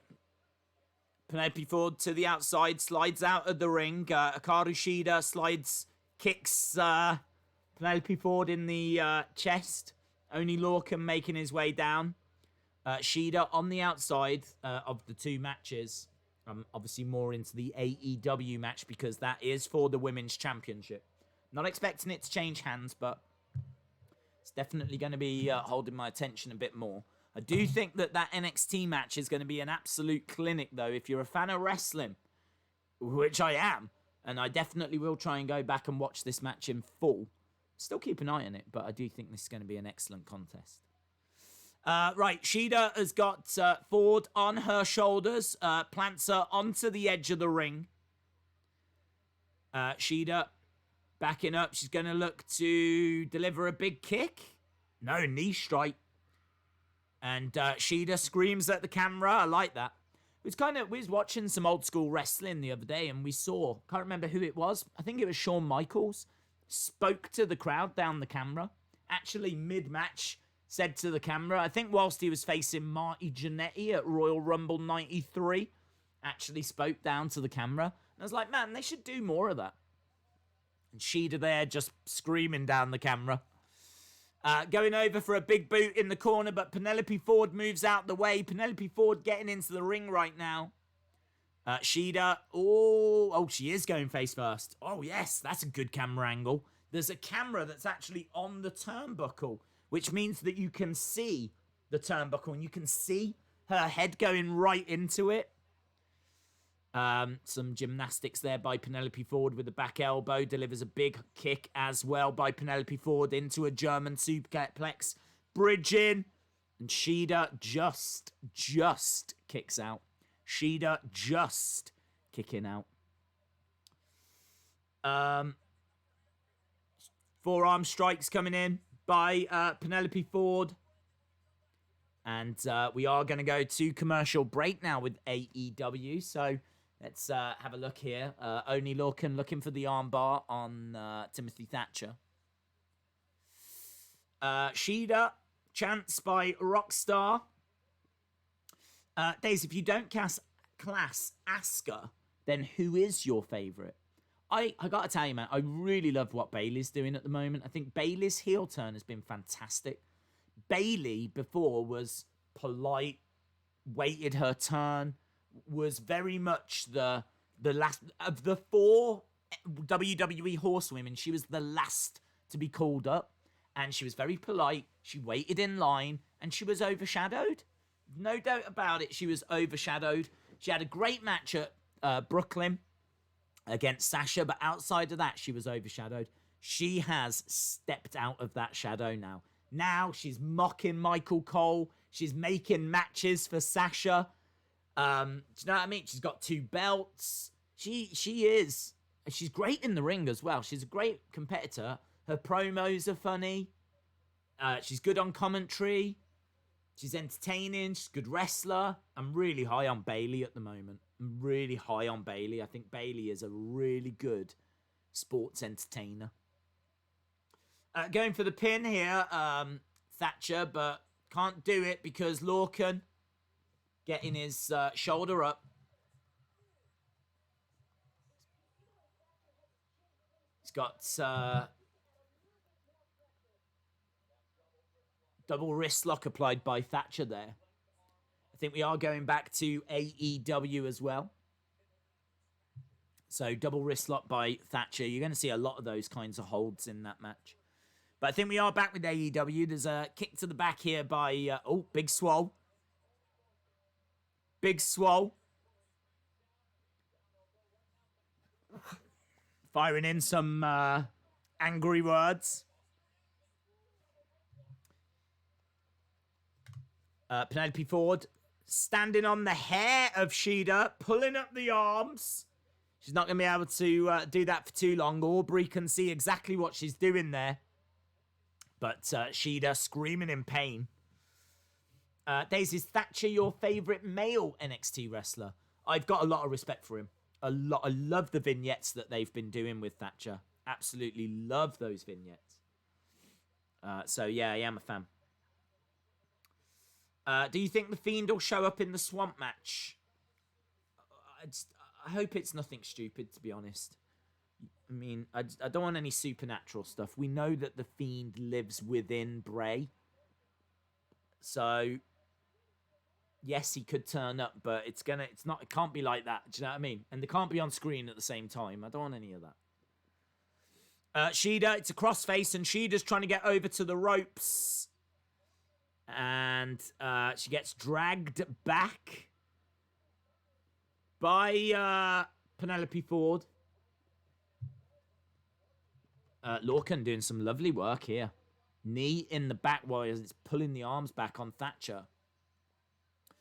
Shida's managed to get to the ropes on AEW. We are amazingly already over a quarter of the way through these shows. How incredible is that? We're already a quarter of the way through. I don't think these matches can really afford to go on for too much longer because we've still got so much to fit in. Shida has got... Oh, no, couldn't quite get Ford up. Ford drops Shida down. Ref counting, but only gets a 2. Here we go. We've gone to break on NXT. So NXT has gone to commercial break. Apparently the main event tonight is going to be Sasha versus Io. It's a non-title match, but there won't be commercials. That match could be incredible. Really could be incredible. Slap coming in by Shida on Penelope Ford. Ford firing, slaps back. So these two just exchanging slaps at the moment. James M says, hit him with that great American slogan one time. What happens there happens here forever. There we go. The slogan that James M coined. What happens there happens here forever. We are at commercial break for NXT. James over on M is a AEW. legend. They donated $10 via Super Chat. Voiceover guy as hit well. him with that great American slogan Poppy one time. Right, straight across the back. Look at this. Look, oh wow. She's really, really stretching her out there. Really stretching her out. It's a bit like a bow and arrow. Up on the shoulders of Shida goes Penelope. Oh, beautiful. Straight across the back. Lovely backbreaker too. But a kick out by Penelope Ford. So Shida working on that back. I'd like to see her really targeting that back. I'd like to see her still going after that back. So here we go. Picking up. Planting her down. Falcon Arrow by Shida. Oh, reversed. 2. Kick out by Shida. Reversed by Penelope Ford. Shida back into the corner. Shida charging over. Big knee. Down goes Penelope Ford. Shida climbing up top. Shida perched. Nice missile drop kick, but Penelope Ford moves out the way into a stunner. Stunner by Penelope. 1, 2. Shoulder up by Shida. Shoulder up by Shida. Jericho doing some great commentary work. Penelope Ford pleading with the referee. So we're just seeing how Penelope Ford managed to get out of the way of that missile drop kick. Penelope trying to grab the belt, trying to leave with the title. She feels like she got the 3 count. Kip Sabian's come in though with a kendo stick. Forearm strike. Oh, and Shida smacks Kip Sabian with that kendo. In comes Penelope. Penelope going against the rope. Shida should have that. She should have had that scouted. She should have had that scouted. Shoulder up. Why did she stand there and allow that to happen? I don't understand. Penelope Ford went against the rope. She's standing there. Just move out the way. Just move out the way. I really thought Shida had that scouted. I really thought Shida was going to reverse that move then.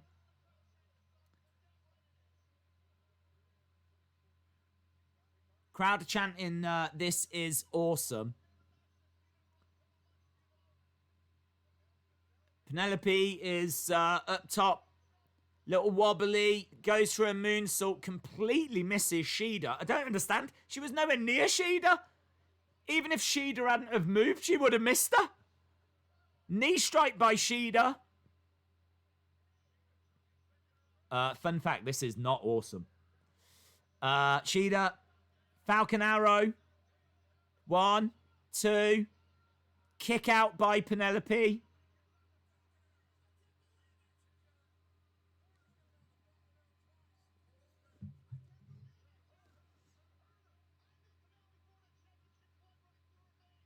Shida running against the ropes. Goes for a knee strike. Connects with it. 1, 2, 3. Shida gets the win. So Shida gets the victory. We thought that Shida would retain in that match.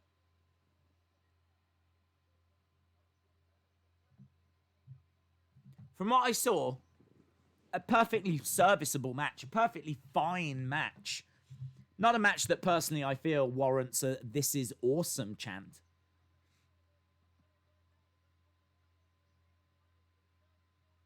But perfectly fine match. Over on NXT then, I've got to be honest, I haven't been watching a great deal of this, but I can see a lot of wrestling holds. Some lovely work here by Timothy Thatcher. I really did enjoy that Fight Pit match that he had with Matt Riddle. That's definitely up in my top 10, top 20 matches of the year. Armbar applied by Thatcher and gets it. So Thatcher wins thanks to the armbar. But he's not letting go.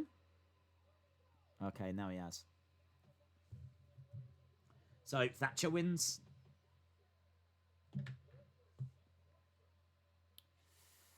Okay. Well, from what I saw, looked like a fine match. I think it will have done what it needed to do, and that's just get Thatcher over as a wrestling machine. Lorcan is a good opponent for that. I think both shows right now are probably quite close, if I'm being honest. We're about 18 minutes away from the halfway point, and I don't really think there's been a match that stood out for me. I think a lot of the action has been good. I think it's been solid. I think both shows have been fine. But I haven't seen anything in the way of like an OMG moment or anything like that yet. But I think both shows have done well. But obviously, we've still got the big, big matches to come, so... So, Timothy Thatcher picking up the dub. Hikaru Shida picking up the dub. Dubs everywhere.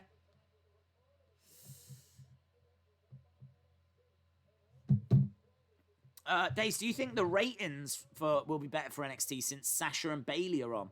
Well, I think Sasha and Bayley are definitely going to help the ratings, but I said that I think AEW will probably win the ratings this week. We've got a lot of big names. I'd be very, very surprised if AEW didn't. AEW are just at commercial break. NXT, we've got a little advert now, little vignette for Karrion Kross.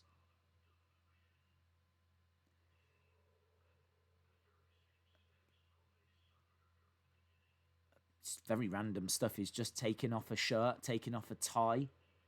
We're seeing a lot of destruction.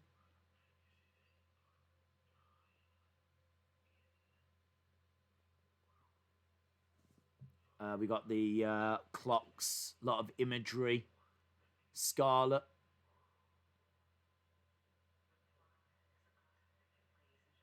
The plot is about to thicken.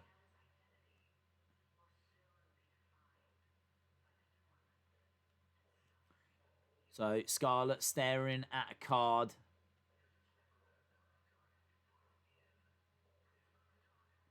What's the card? I can't see what the card says. Judgment.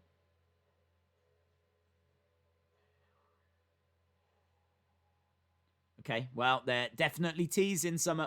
whatever's going to happen with Adam Cole and Keith Lee, they're definitely teasing Karrion Kross's involvement. Now, this is interesting. Rhea Ripley making her way out, and this is going to be a handicap match. And this could see Robert Stone and Rhea Ripley competing against each other, which I believe will be the first intergender moment. So Robert Stone and Aaliyah taking on Rhea Ripley. Love Hager's theme, says Chalmers. Oh, what is it? Hager surely is main event. No?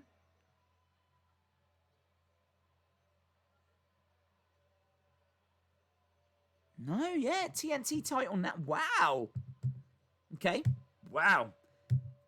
AEW bringing out the big guns.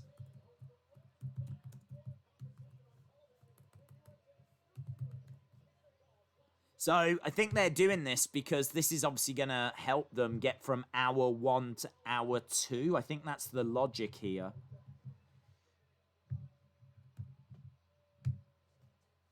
Right, well, this is quite interesting. I am interested in this Robert Stone Aaliyah. Here's Robert Stone. He's coming out looking like a boxer. He's got a robe on. Here he is, Robert Stone, looking pumped, looking ready.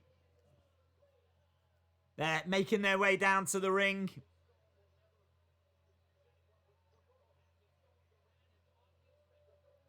Hager doesn't look very defined, does he? He's come in with his wife, but he doesn't have much in the way of, like, body definition. I still know he's an absolute monster, and obviously he has been in MMA. But, I don't know, he doesn't look in the kind of shape you would imagine. This is, both of these are going to be interesting. This is huge. AEW, massive match right now. TNT title, Cody, one of my favorite TNT performers. And they've really been building this match up. The press conference they did for this match was excellent last week. What's it say on his shirt? What's on Cody's shirt? Pyro going off. So we're seeing Robert Stone doing some last minute warming up. The American Nightmare Cody.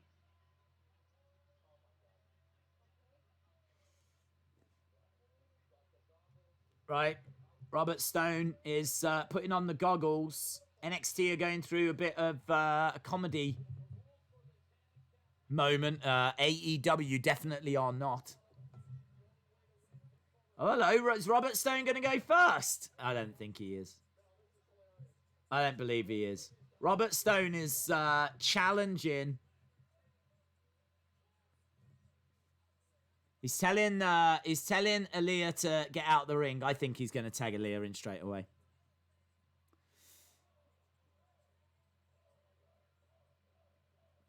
Right, Robert Stone. Is he really about to start fighting here? I'm pretty sure he's just going to tag out. No! Oh, he doesn't get a chance. Big slap. And he gets out the ring. Aaliyah from behind. Who's the legal person then? Is the ref just going to say it's Aaliyah? Wow, the ref seems to be allowing this. So I'm guessing Aaliyah's the legal person in the ring round the houses. Nice.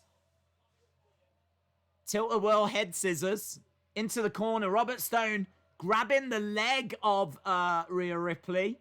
Rhea Ripley going down. Aaliyah trying for the pin. We haven't started yet with AEW. We've just got the introductions at the moment. But we've got a bit of carnage on NXT. Has the Dexter Lumis match happened? Not yet. Not yet. That is a great shirt. It does look really cool. It does look really cool, Cody's shirt. I thought it was a play on Great American Bash.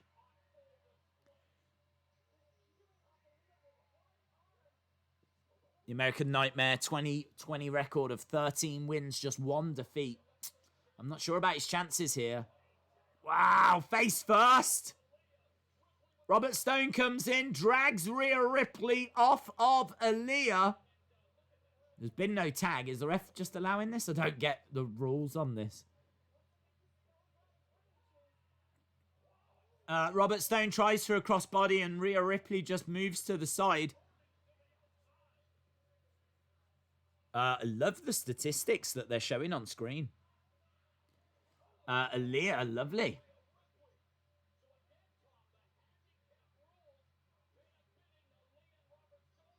How long till Cody starts bleeding? Rhea Ripley thrown back into the ring. NXT, thank you. NXT goes to commercial break just as Cody versus Jake Hager begins. Yeah, I can't. Hager's out of shape, says Charles. Yeah, I am surprised at that. I expected more definition. But he's definitely got the size, and he's definitely got the power, and he's, legit in MMA. So, the Great American Nightmare. It's maybe a tornado handicap match. Maybe the rules are that they can both fight at the same time, but that's a very unique rule. Normally, you have someone on the outside and they tag and do it that way. I kind of feel like if that's not the rule, then we should be told. Unless they mentioned it and it's on commentary and I've not heard, but... Austin316 says, speaking of shirts, my Wrestling Day shirt arrived today. I will send you a picture. Yes. Right, Hager back in one corner. Cody back in the other.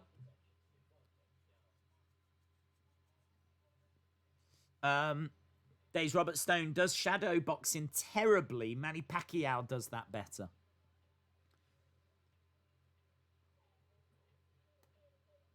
I think both shows have been quite comparable. For me, AEW might start to just take a slight lead now due to this Cody match. I think Cody Hager was a match I was really looking forward to. But equally, I'm really looking forward to Io and Sasha, and we've still got that to come. I can never get into AEW. It's a bit boring. It reminds me too much of WCW back in the day.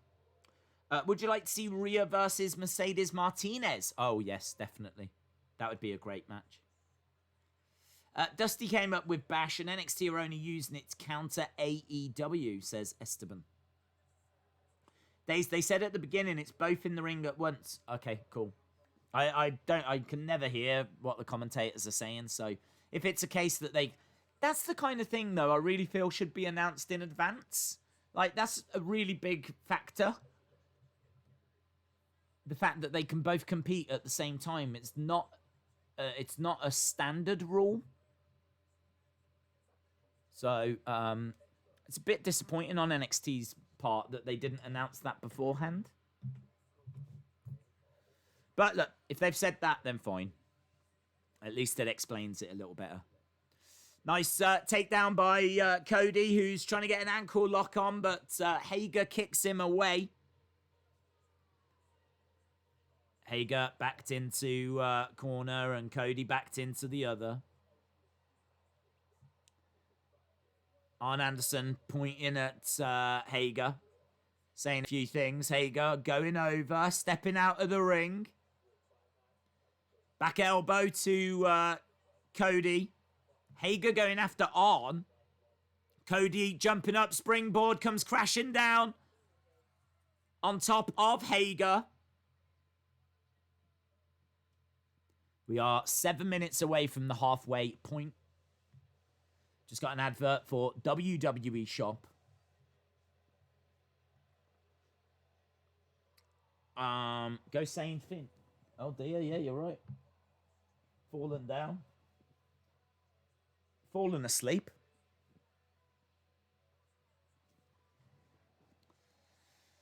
Right, Hager's down. Cody on top, working the legs again.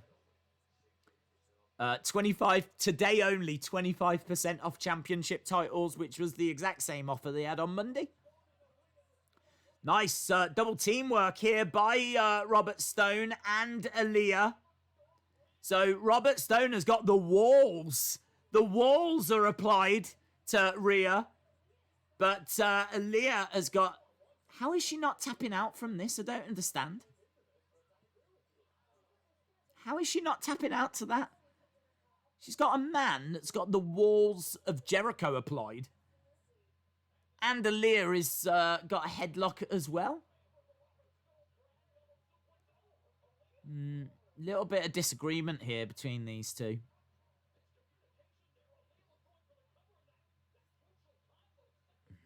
Yeah, I'm not feeling this match. I think NXT are dropping the ball here.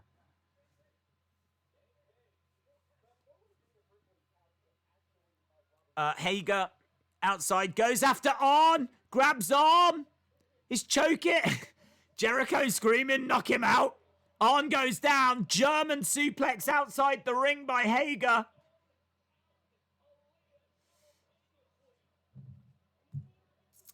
She's got a strong back, duh.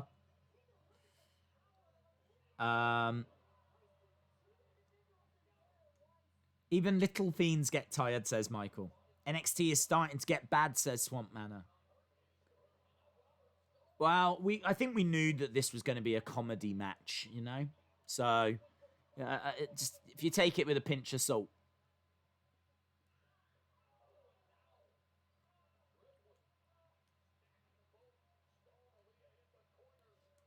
Hager back in, up. Cody down on the outside thanks to this German. Hager going over. Strike by Cody. Another slap coming in by Cody. He's firing in a few shots. Strikes to the face as well. Clothesline. Down goes Cody. Nice kick from Rhea on NXT. Whoa, that was brutal. Aaliyah just got thrown right into the crown jewels of...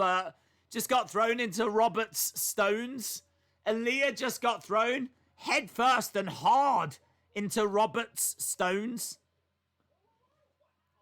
Robert Stone is trying to roll up Rhea. Rhea is no selling it.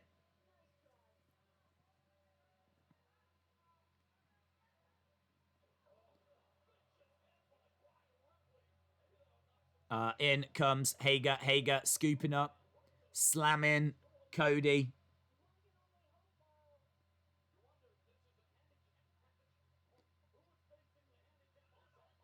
Two count.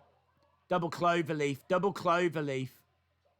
Aaliyah and Stone both tap into this double cloverleaf. I gotta tell you, man, I really wasn't feeling the booking of that match. I got no problem with Rhea Ripley going over. But, yeah, wasn't feeling it. I had higher hopes. Saw it, actually. A double inverted cloverleaf.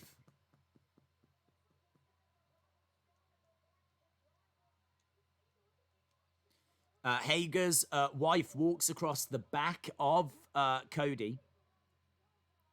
We're a couple of minutes away from the halfway point where you'll get to have your say. You'll get to put your scores in. So start thinking about that. As you said, we're just a couple of minutes away from the halfway point. Strikes coming in by Cody. Knee to the midsection by Hager. Against the ropes. Stuck underneath by Cody. Hager going for a chop. Cody with a crossbody. Bounces off the ropes.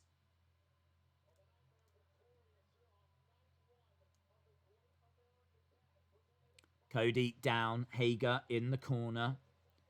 We got Strong and Lumis coming up next. That'll be great. I'm really looking forward to that. Big right hand by Hager.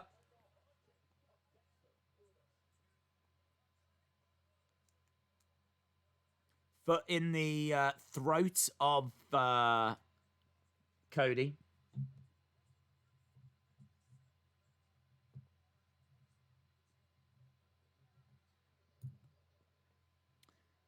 Open palm strike by Cody.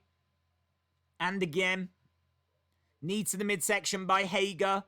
Cody through the ropes. We've just got a little promo right now building up Dexter Lumis and Roderick Strong on NXT. Hager has got Cody. And Arn is standing in the way. He's not going to let him hurl him into the ring steps. But Cody hurls Hager. So Hager goes into that ring post. Cody going over, grabbing Hager, hurling Hager into the ring.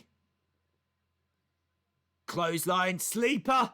Sleeper by Jake Hager. Cody going up. Nice reversal, trying to turn it into a pin. Hager has still got this headlock applied.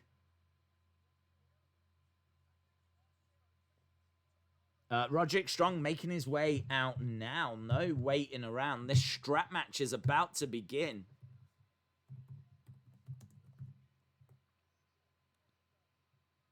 Strong versus... Oh, lovely! That is a great move by Cody, hitting a cutter on Hager. Jumping, springboard. It's lovely. That is lovely by Cody.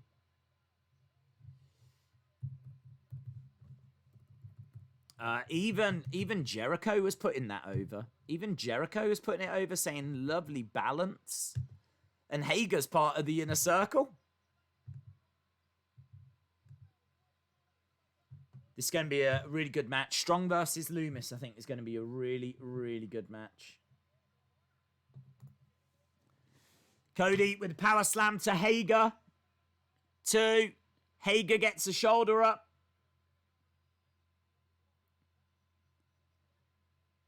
Lumis making his way down. Dexter Lumis reminds me so much like Dexter Morgan from Dexter.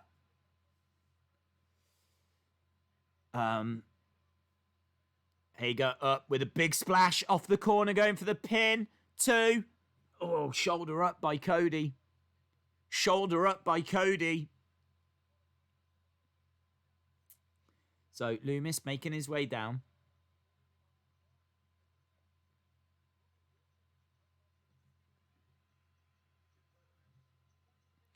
Okay, so they're actually talking about the clock. That's quite interesting. TNT matches are 20 minutes. I thought Hager could win this, but I think the timing out is a very real prospect. Feet up here by Cody. Reverse DDT. Shoulder up by Hager. Yeah, I think there could be some time running out here.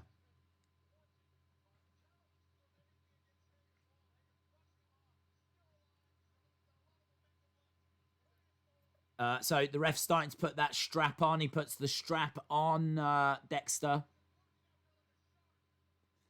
Over on AEW, we've got Cody going up top. Hager meets him, belly to belly. Throws him across the ring. That was a big throw by Hager. 2. Shoulder up by Cody. I think this might be the best match we've had so far, Cody Hager. I think Cody versus Hager is the best match we've had so far. Which we did suspect. I've got high hopes for Sasha and EO. I've got high hopes for this Lumis Strong match as well. Ankle lock here by Hager, middle of the ring. Nice work by Roderick Strong, who doesn't put on the strap. Starts trying to just beat up Lumis. Why has he got his back turned? Cody trying to get over to the ropes. Back elbow coming in by Lumis. So Lumis now grabbing and forcing the strap onto the wrist of Roderick Strong. So the strap is now on. On is distracting the ref here. Dustin's come down.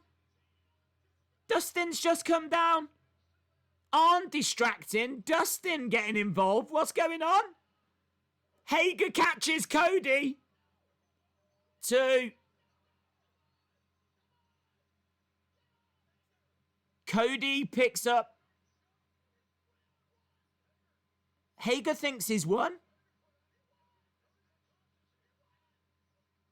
No, Cody's been announced as the winner. Sloppy finish, man.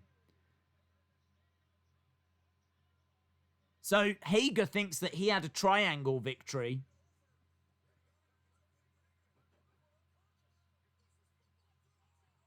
Hager strikes the ref.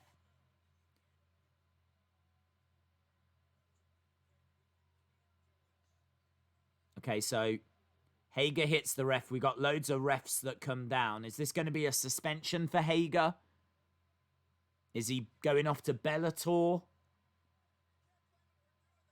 Hager thought he had choked out and won the title. Hager thought he'd just become champ. The ref, though, had actually counted his shoulders down. And so the official decision is that Cody retains.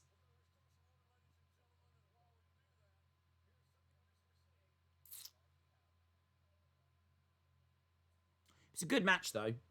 It was a good match. Right, get your halftime scores in. We can't really afford for it to go any longer. We're already 5 minutes late. Get your halftime scores in. What do you think of both shows so far? What are your thoughts on both shows so far? I gotta be honest, I'm seeing a lot of little niggles on both shows. Both shows have got a lot of little things that are just niggly. I don't think either show has knocked this out of the park. I really don't. I think both shows have been fine. But I'm not seeing anything here that's like amazing or blowing me away. Daze, do you think we'll see a certain former Impact star? I don't know. Who's that? NXT 7.5, AEW 7, AEW 8, NXT 9, NXT 7.5, NXT 7.5. Kato says 7. Is the ref dead? 10 out of 10. Who won? Cody is who they've given the decision to. Hager thought he had won. He stood there with his hands up. He thought he had choked out Cody, and seemingly he had. But just in the process of doing it, his shoulders were down at the same time. Do you think we'll see a certain former Impact star? I don't know who you mean. I don't follow Impact. 6 out of 10 says NXT. AEW says 6. 7 point. Oh, do you mean Tessa? I hope not. I'll tell you what. I've got the scores being quite close, and I've got them around about the 6.5 mark. Because, as I said, I think both shows have been fine, but I've had niggles with both. Tessa arrives. One of them scores is plummeting. Into the ring comes Roderick Strong.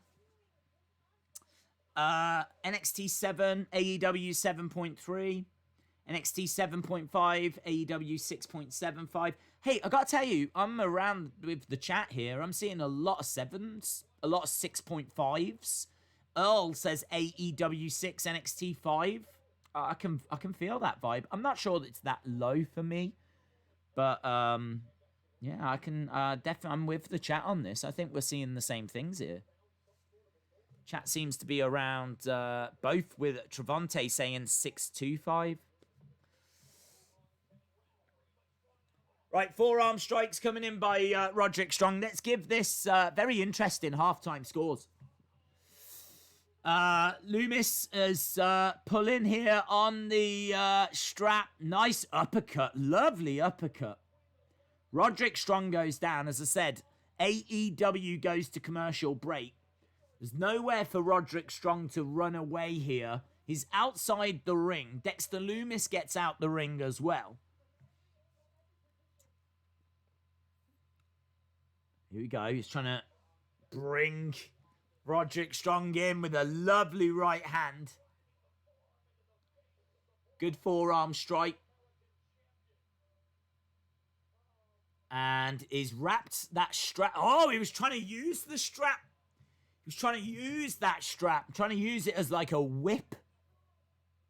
Here we go. Look, pulling in Roderick Strong. Roderick Strong avoiding the steps, but being hurled over them instead. Lumis taking his time. Yeah, Mauro says, I want to say that's Dexter Lumis's game face, but it's the only face I've ever seen. Here comes Orange Cassidy. Cassidy has got a chair. I don't think he's meant to be competing this week. Is he going to go over and join commentary? Obviously, Orange and Jericho in a feud at the moment.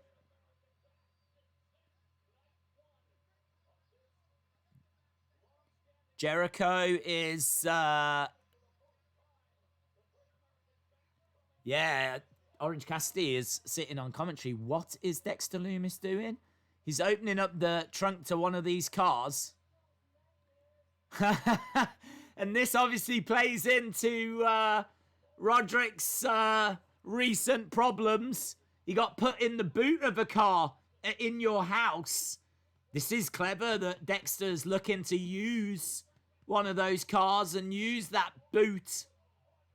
Kick to the side of the head, though. Roderick Strong on the entrance stage. Another kick to the side of the head. Santana, Ortiz making their way out.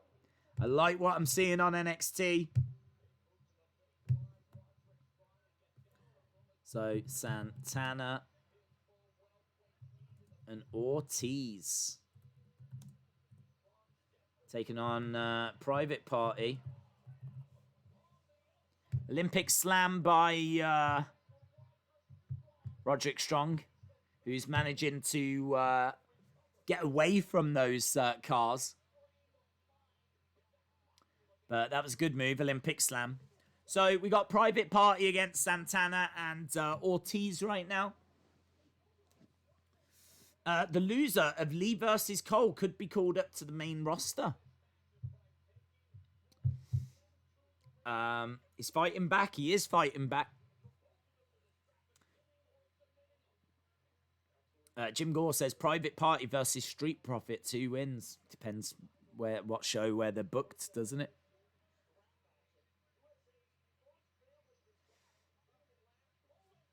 Nice. It's Roderick Strong that's starting to use that strap now. Whipping away, and another strike across the chest. We've only got 48 minutes of this first week of Fyter Fest versus Great American Bash. Strikes coming in by Roderick Strong. He's got Dexter Lumis down. More strikes coming in.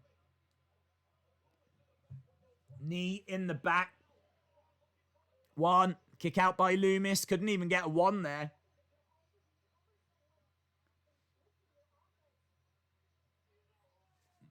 He screams, "Do you know who I am?" To Lumis. Kick to the side by Roderick Strong. He's trying to tie him up with this strap. Gut wrench. What's he looking for? So, yeah, Orange Cassidy is out at commentary. Of course, he's not saying anything. Back elbow by Roderick Strong over on NXT. Strong going for the pin. Kick out by Lumis. Strong jumping onto the back. He's trying to work on the arm. He's grabbed him round the head. So the pace of this has gone quite slow. We've only got about 45 minutes left, that's all. About 45 minutes left.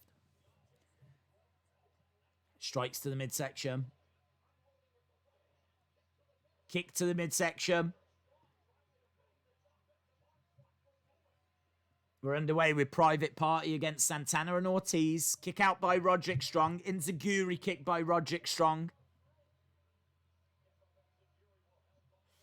Do you think there's a chance CM Punk will come back? There's always a chance, yes. If WWE needs a boost after this lockdown, then CM Punk would be an easy, quick way to guarantee it. Days, I'm just watching Lumis's top moves whilst he was in the Indies. One of his moves is an F5 called the Irish Car Bomb. Here we go. Strong against the ropes. Forearm strike to Lumis. Big chop by Strong. Strong again going against the ropes, but a big clothesline turns Roderick Strong upside down and inside out. I love AEW's venue. It is cool, that little amphitheater thing. That is one of the big problems with NXT, is it is just like this dark void. You know, it needs more personality, but that's why I really like what they've done with the cars and the big Great American Bash banner. Nice. Bulldog 1, 2, kick out. Kick out by Roderick Strong. Lumis. Lovely. Lovely suplex by Lumis.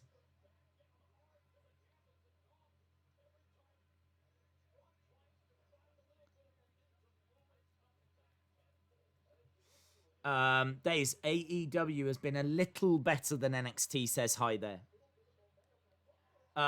Whips across the back by Lumis. And again. Yep. He's using that strap really, really well.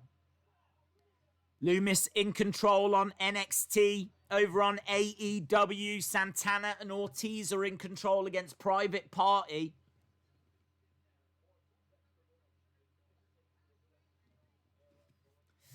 NXT kind of looks like hell or some dark cave, says Rockstar Ansh. I honestly don't disagree. I think it's something they really need to work on. They could have it. They could do anything. Just imagine if they had something that felt a little more like Lucha Underground and how great that felt.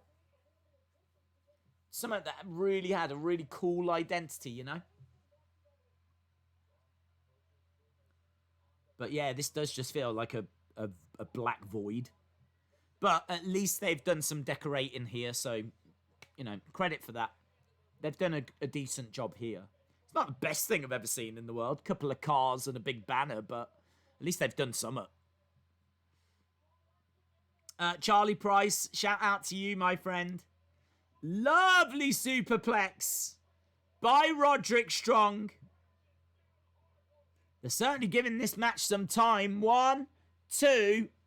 Dexter Lumis gets his shoulder up. Dexter Lumis managing to get his shoulder up after that massive superplex. There's been no outside interference or anything like that.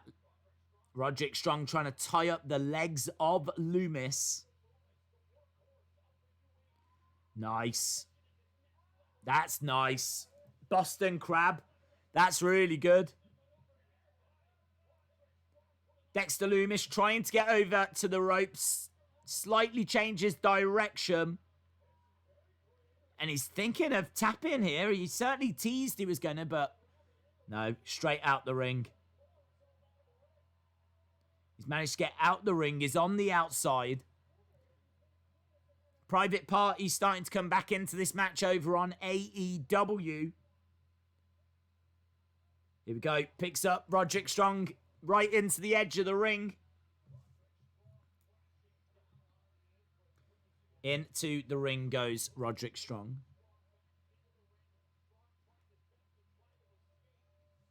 We are getting down to the final 40-odd minutes. Bobby Fish has come out.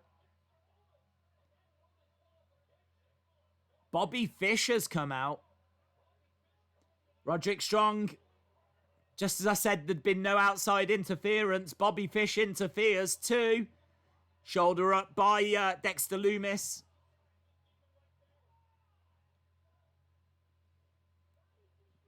Here we go. Roderick Strong strikes to the midsection by Lumis. Trading blows back and forth. Bobby Fish coming in. He gets caught by that strap. He went charging at Lumis. But he pulled the strap and down went Bobby Fish.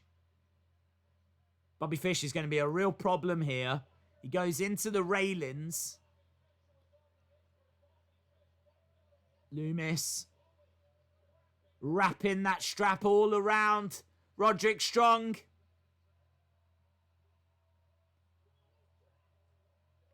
There was a moment where I don't think they quite knew what was happening. Oh, here it is. Here's that finishing submission hold. And Roderick Strong has to tap. Lumis gets the win. And that is the right result. I can't remember what he calls that submission hold. That is the right result. Lumis picking up the victory.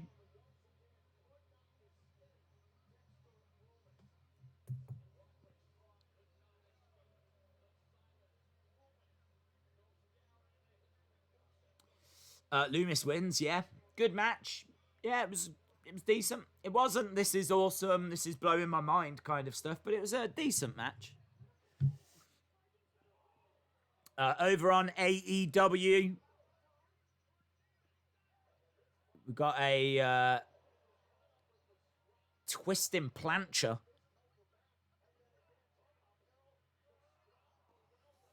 So Dexter Lumis picks up the win, and that is the right result. What if Page or Omega turn? That would be big. If they finally pull the trigger on that, that would be big. Lumis standing in the ring, staring at the hard cam. He's a great talent.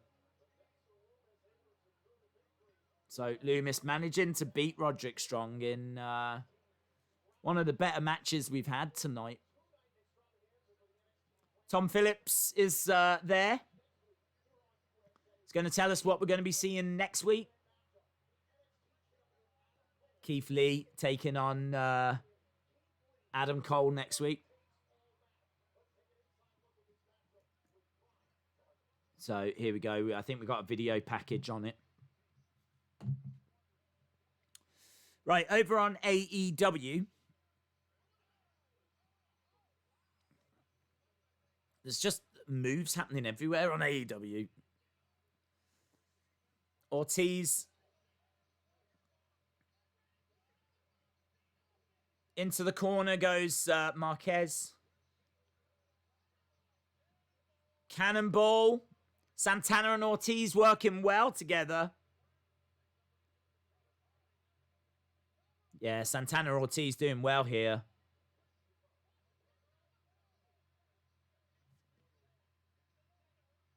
Matt Hardy is at ringside.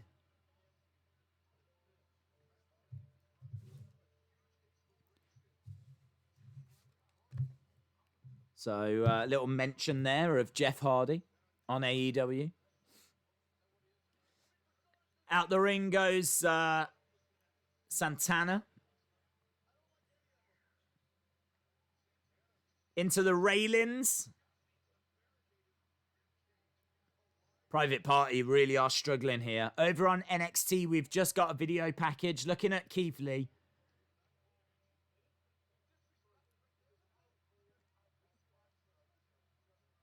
Matt Hardy is on the edge of the ring. He's taken away that sock that's got the... Oh! Kick out. 2. No. Private Party trying to get back into this. Big boot there by Santana.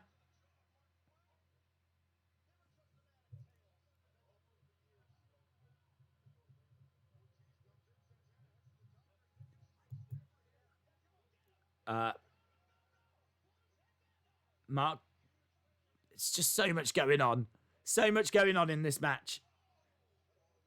Sling blade across the back. Mark Quinn going up. Head scissors into a cutter. Is that Private Party? 2. Just, yeah, they got it. Private Party got it. That was just like, I don't know.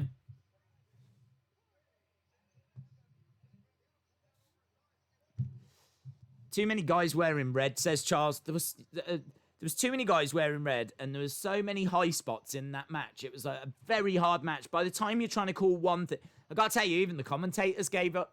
Even the commentators in that match weren't calling the action. There was moves in there that were happening where you're trying to call it, and before you can do that, you're on to the next big move.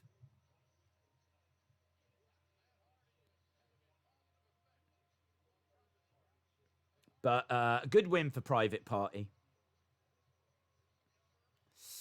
Right. Orange Cassidy and Jericho. How did Private Party win that? It's so dumb, says Squid Gaming. Orange is still wearing that bloody shirt.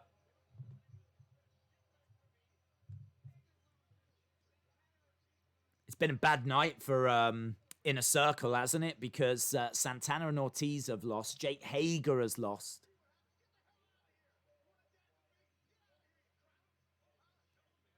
Private Party coming over, dancing in front of Jericho. Jericho just throws something at Orange Cassidy. Orange Cassidy stands up. He kicks the chair away. Jericho goes round. He tries to grab Orange Cassidy. Loads of people come out to try and separate them. You don't need to really... it doesn't take too many people to hold Orange Cassidy back. Orange Cassidy not really offering much resistance.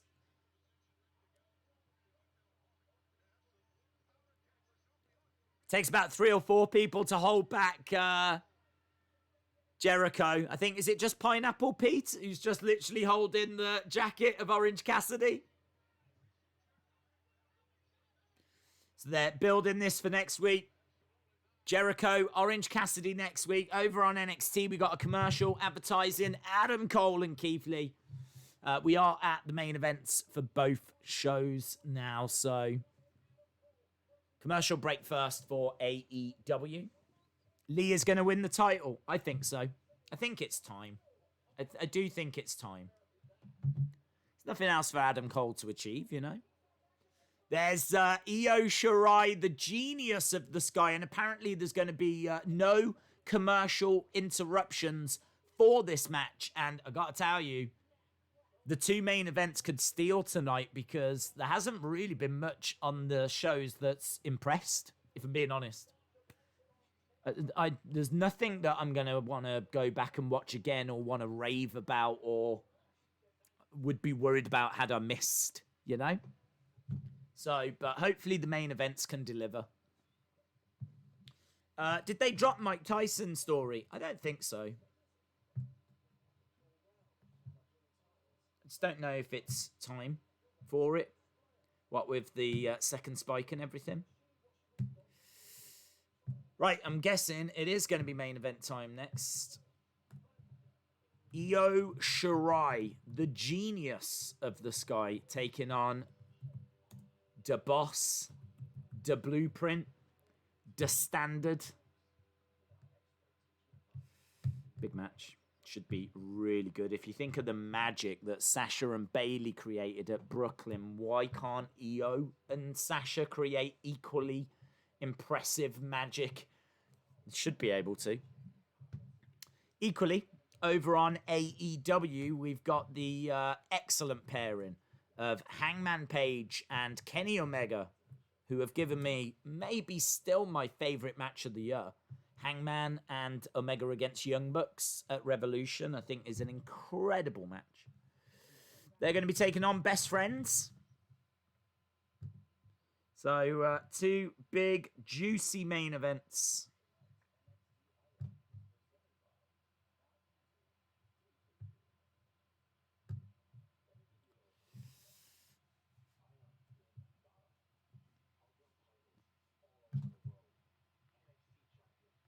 Hello, what's this? Some advert for Balor.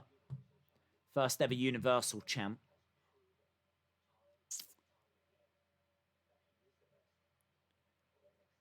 Is Balor on the show next week?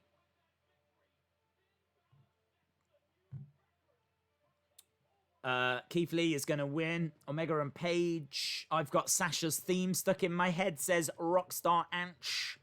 Well, it is main event time. Main event of Great American Bash, Day 1. Sasha versus Io. Main event of Fyter Fest, Hangman Page And Kenny Omega taking on the Best Friends. We're just in a corridor with Candice and Johnny.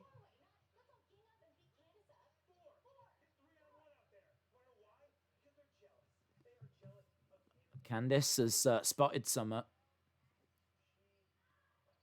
She's going over. She's beating someone up. She's the best. She's trading blows with Mia Yim. Is that Isaiah Swerve? So, Candice going over. Attacking Mia Yim.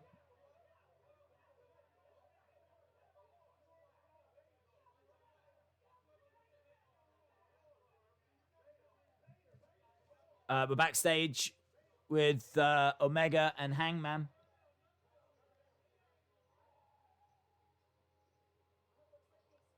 Hello, what's this? Phantasma making his way down to the ring first. So we're just going to see Phantasma first. Don't know what he's got to say. Is he going to issue a challenge for next week? Santos Escobar, certainly not wrestling, is in a suit. So Santos Escobar making his way down first.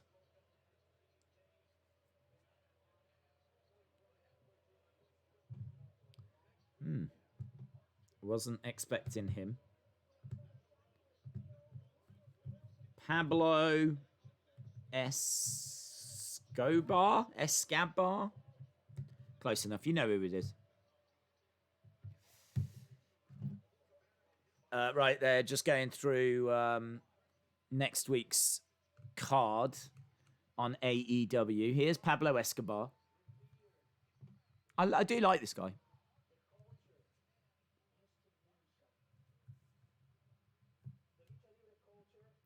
The Lucha Libre culture used to mean something. We were movie stars, icons, role models.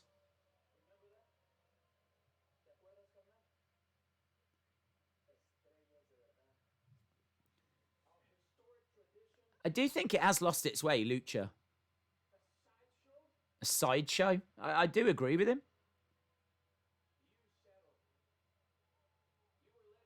I think everyone does the high spots now, which kind of takes away from the Lucha style.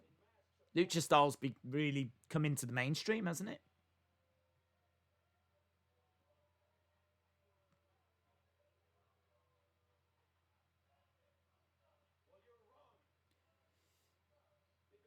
Pablo Escobar says you're wrong. We're more than a mask.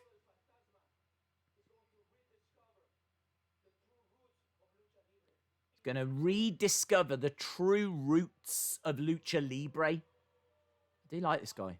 I'd love to learn what the true roots of Lucha Libre are. We're going to restore its honor.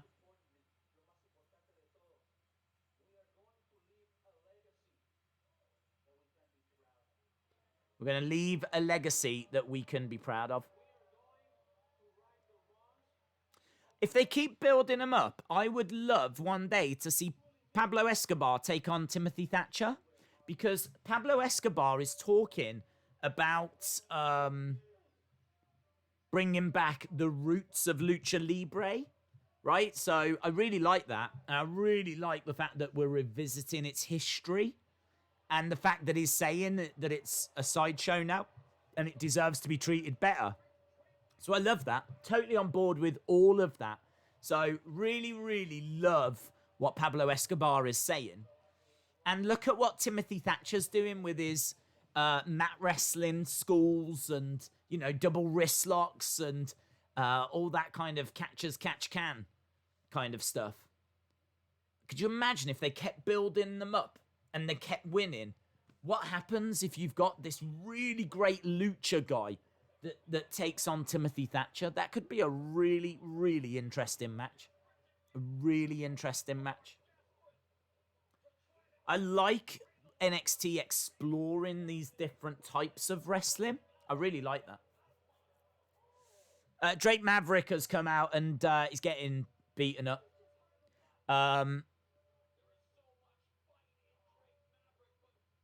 We've got Brian Cage and Taz just cutting a promo as well. Of course, we are building towards that big match next week.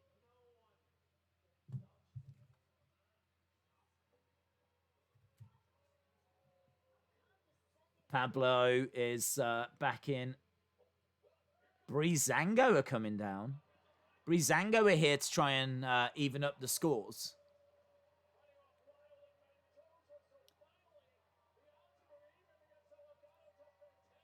Okay, this is interesting. 3-on-3.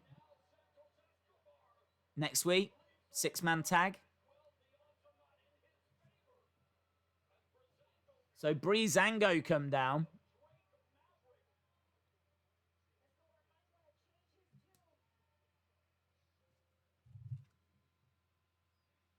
Next week.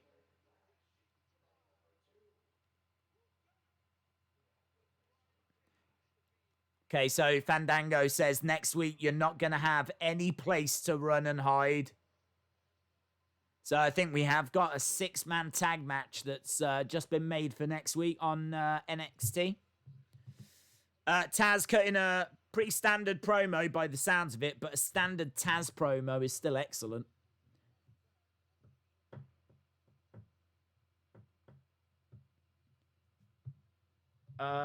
It's not next week, it's 3 weeks.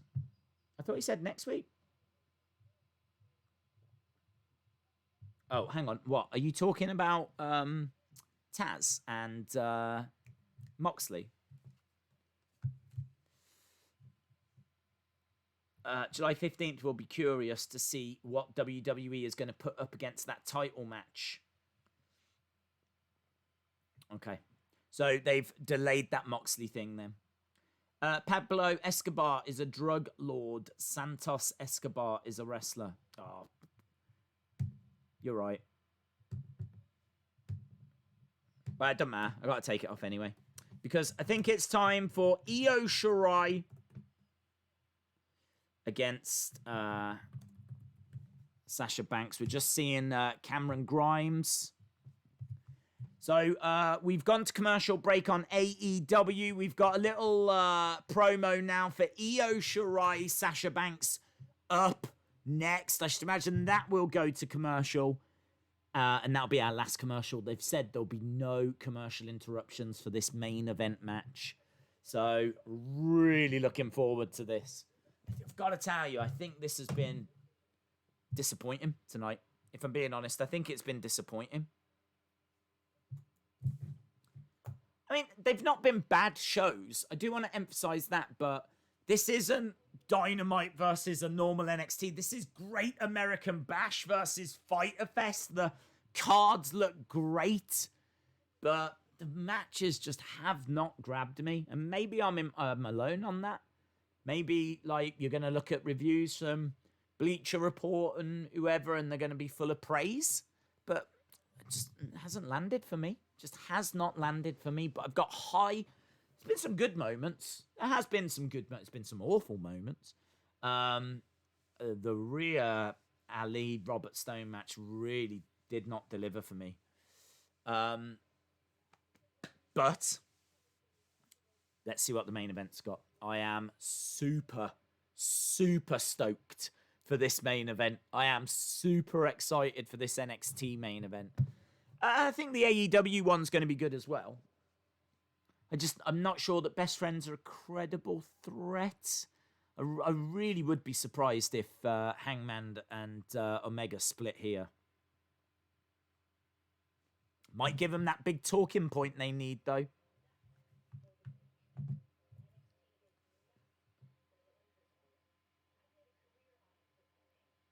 Right.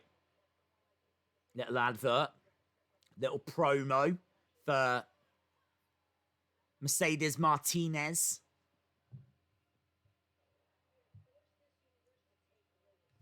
She's good talent. Great talent. She's been a great talent for a long time. Next week. She's on the show next week. So, six-man tag match made for next week. Legado del Fantasma taking on Drake Maverick and Breezango. We've got a car pulling up on AEW.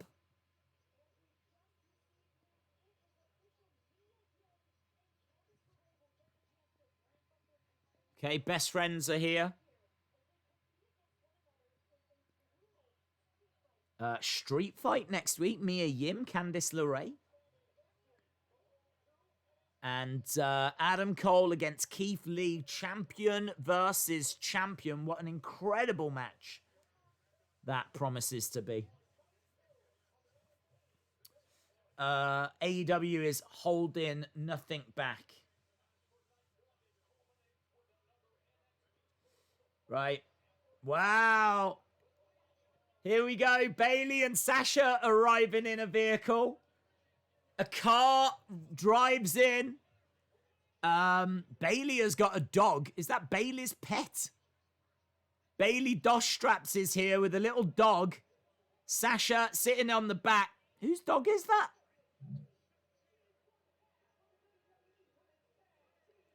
Is that Bayley's dog? The dog goes back into the car. Good.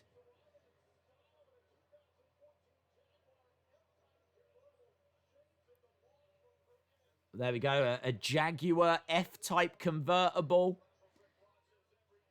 Sasha arriving in style. It's a good entrance. Bayley in a hat as well.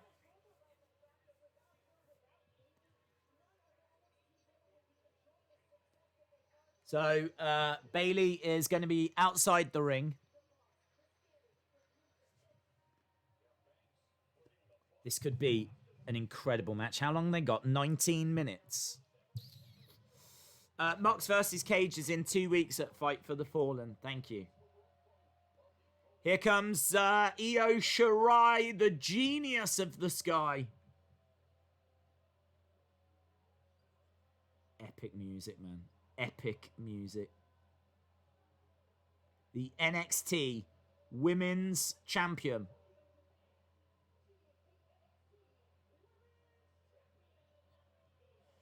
Io Shirai.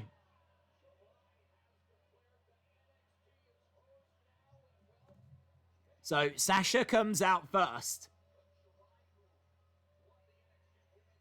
Shirai's character is so interesting. It's kind of unhinged.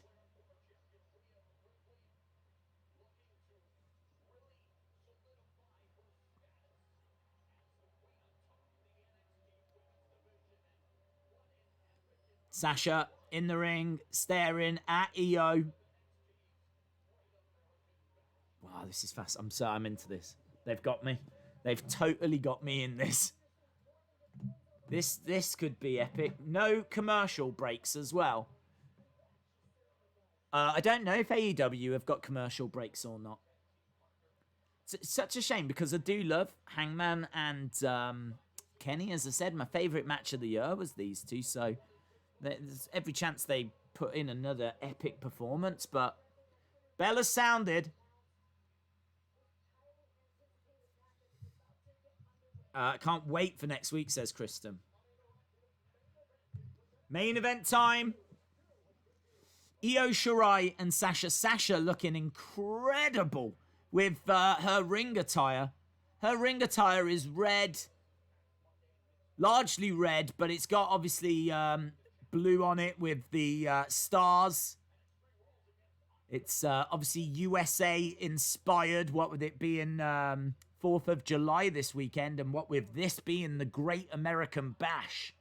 So Sasha in a really great, crisp attire. Io in her standard attire. Against the ropes goes Io. Duck underneath, round to the side. Nice cartwheel, beautiful. Nice. Blocks the strike coming in by Sasha. Sasha hurls Io into the corner. Io gets out the way. Nice kick. Going up top. Bayley standing on the outside. Io Shirai perched. Missile drop kick by Io. Sasha goes to the outside. Io against the ropes, looking to go through.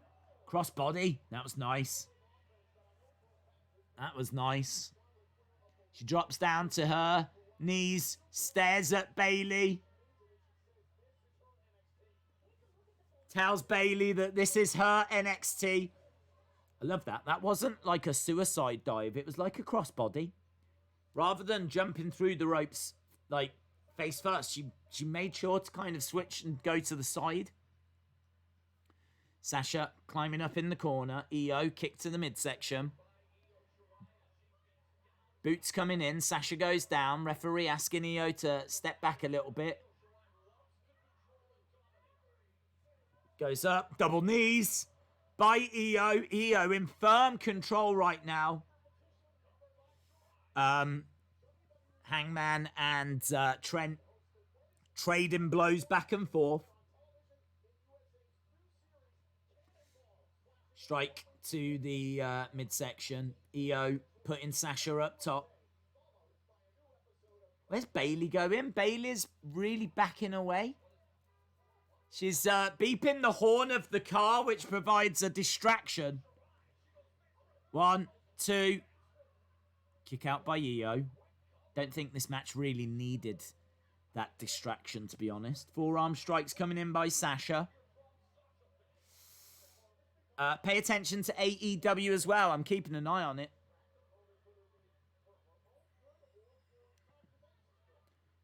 As I said, back and forth on AEW. Best Friend starting to just edge ahead. Working on the chin of Sasha. Knee in the back of Io. Hangman going against the ropes. Double team work by Best Friends. Hangman charging down Trent. Suplex to Chucky T. Hangman going over to tag in Omega. Sasha going up. Double knees to Io. Io getting dragged into the center. It's a bit too early for a pin. We've still got a good 12 minutes or so.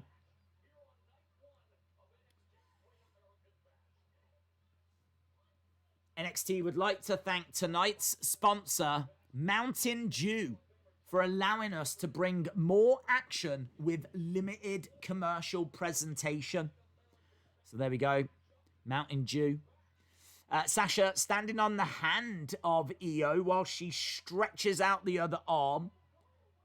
Omega and Hangman working together. Against the ropes goes Trent. Some joint manipulation by Sasha. She's been watching a little bit of Pete Dunne. Nice leg drop by Kenny. Standing shooting star by Omega. Io trying to climb away. Bayley talking some trash to those Performance Center recruits. Snapmare by Sasha. Goes against the ropes. Double knees. Sasha in control against Io. Goes for the cover. Io kicks out. We've got FTR walking out now on AEW. FTR come out with some deck chairs and a hamper. Looks like they're having a picnic. So Sasha in control against Io. She's pulling back those arms, stretching out those arms. Io getting up to her feet. Nice. Knees coming in by Io. No! Tilt-a-whirl. Tilt-a-whirl head scissors. Sasha goes into the corner. She goes up, drives Io's face into that middle turnbuckle. Kenny and Hangman working together on AEW. Big open palm strike by Io. So FTR coming out on AEW. Hangman and Omega in control over on AEW. Io going up top, looking for a head scissor takedown. Gets it on Sasha. That was a big move. Big move. Sasha down, selling.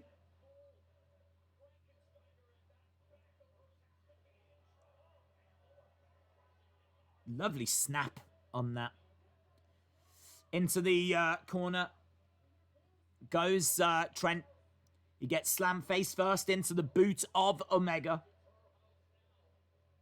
Here we go. Sasha charging over. Down goes Sasha. Shoulder charge by Io. Io has got Sasha against the ropes. Face first. Nice. 619. 619 by Io. Io in position. Springboard. Missile drop kick. Here we go. We've got Hangman Page in the corner. Double axe handle to the back of Trent. Bayley looking concerned on the outside. Hangman taking his time in the ring on AEW.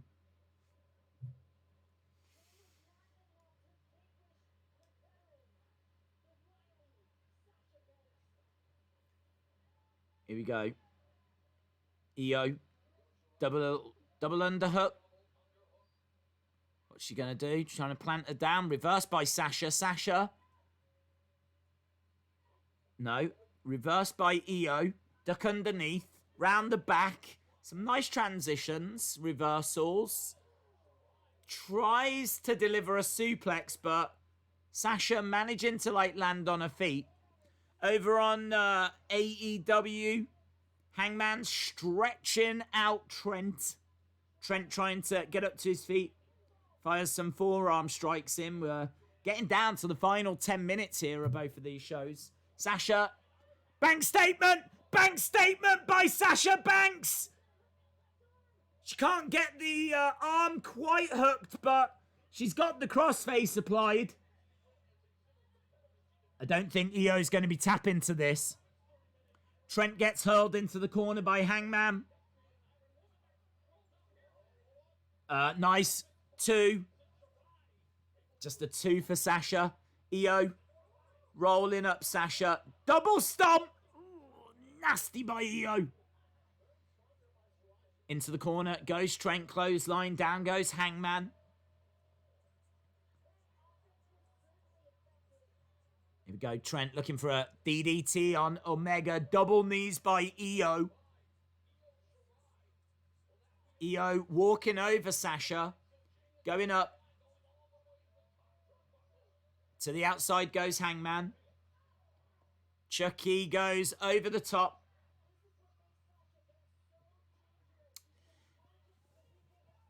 So Io is hanging upside down in a tree of woe. And Sasha is talking trash. It's Trasher Banks. Trash talking Banks. How long we got? Around about 5 minutes or so. Maybe a touch longer. All 4 competitors on AEW are on the outside. Best friends in control. Double knees by Sasha, but Io managing to get out of the way. Sasha is down in position. Io going for that moonsault. Took a little bit too long. Sasha moved out the way. Big boot by Sasha. Sasha, double knees. Going for the pin. 2. Kick out by Io. Over on AEW, we got Trent, we got Chucky T in control with Hangman. Kenny is still down on the outside, I believe. Forearm strike by Hangman. Clothesline, Chucky to the outside. Trent coming over, duck underneath by Hangman. Fall away slam by Hangman. Kip up by Hangman. Up over the top, cross body into the ring. Hangman Page doing some good work here. Duck underneath. Goes for a clothesline. Gets it. Nice lariat. To the outside goes Io. Forearm strike by Io. Drives Sasha Banks back. She delivers a forearm of her own. They're trading forearm shots on the edge of the ring. Omega's come back into the AEW match. Drop kick to the back of the head by Kenny. Io. Ooh, almost got caught by Sasha. Forearm strike. Bayley keeping out of the way. Here we go. Sasha Grabbing Io. Io in a bit of trouble here. Kick to the head. Omega with a moonsault. Banks goes through the ropes looking for a power bomb. Io. Oh, wow. Sasha slams Io into the plexiglass and then dumps her onto the floor. And Bayley is worshipping what she just saw there from Sasha Banks. Over on AEW, Hangman gets thrown to the outside. Omega in the corner. Chucky T going over. Back elbow by Omega. Into the corner. Catching Omega with a knee strike. Oh, she went with a frog splash. Io Shirai has got a crossface on Sasha Banks. Dragon suplex.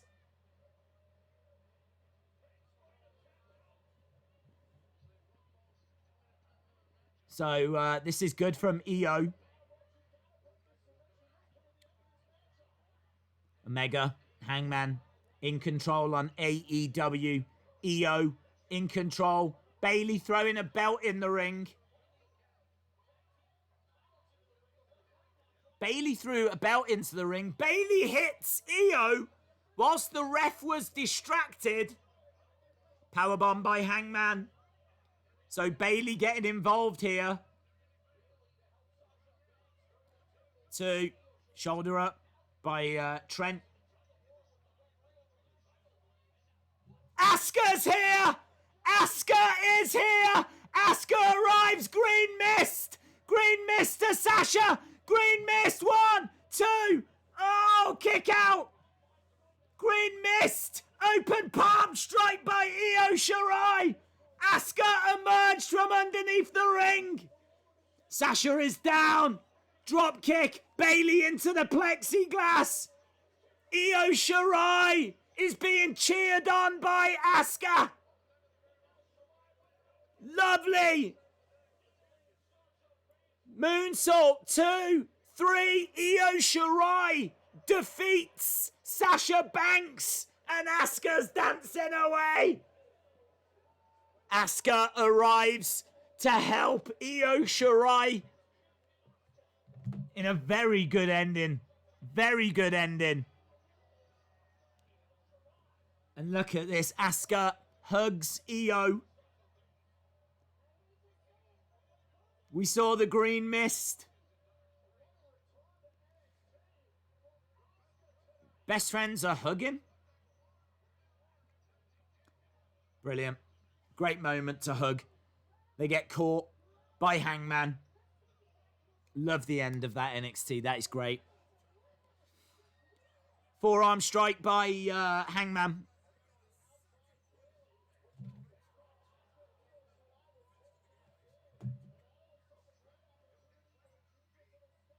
Right, which way is this going to go? We're still going on with this tag team championship match. Tell you what, that green mist was everywhere. Sasha looks like Shrek. That green mist went everywhere. Her face is covered. Right. Hangman planting Trent. 2. Shoulder up. Look, Sasha can't see. That green mist went absolutely everywhere. That's a really good ending, man. Right, here we go. Nice. Straight over the top into the lariat. Hangman, 2, 3, and Hangman and Omega retain the titles.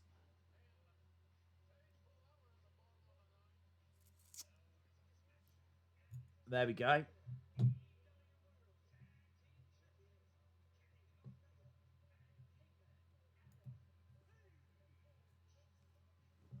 So, all titles have been retained. That was an epic miss, says Charles. NXT is awesome. Asuka does not suck. She's one of the best in the world. Agreed. Sasha looks like Gamora. It's really great to see Asuka and Io celebrating together. You know, this is big for Io, as we said. It's a good match. She had to try and overcome Bayley. She had Asuka come down and help her. Just even up the odds, you know. FTR have jumped into the ring.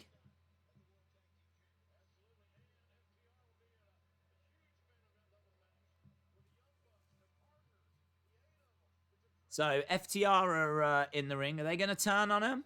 Attack him? Kenny is tipping the beer out. NXT has finished. We're still going with AEW. Young Bucks have come down.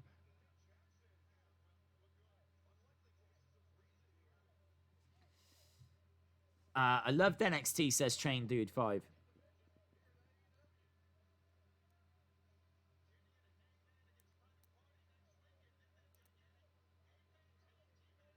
Wow, a lot of arguing going on. FTR in there, Young Bucks in there. Hangman. It's quite interesting how they're standing, look. Can you see that Hangman is standing with FTR? Can you see that? That's quite interesting. Look at that, FTR and Hangman, and you got Young Bucks and Kenny. The way they split. It's quite interesting. Right, wow, there we go. I think for me, AEW had the slight advantage in the first hour. I think NXT had the slight advantage in the second hour. But get your thoughts across as to which show you preferred. What are your scores for tonight?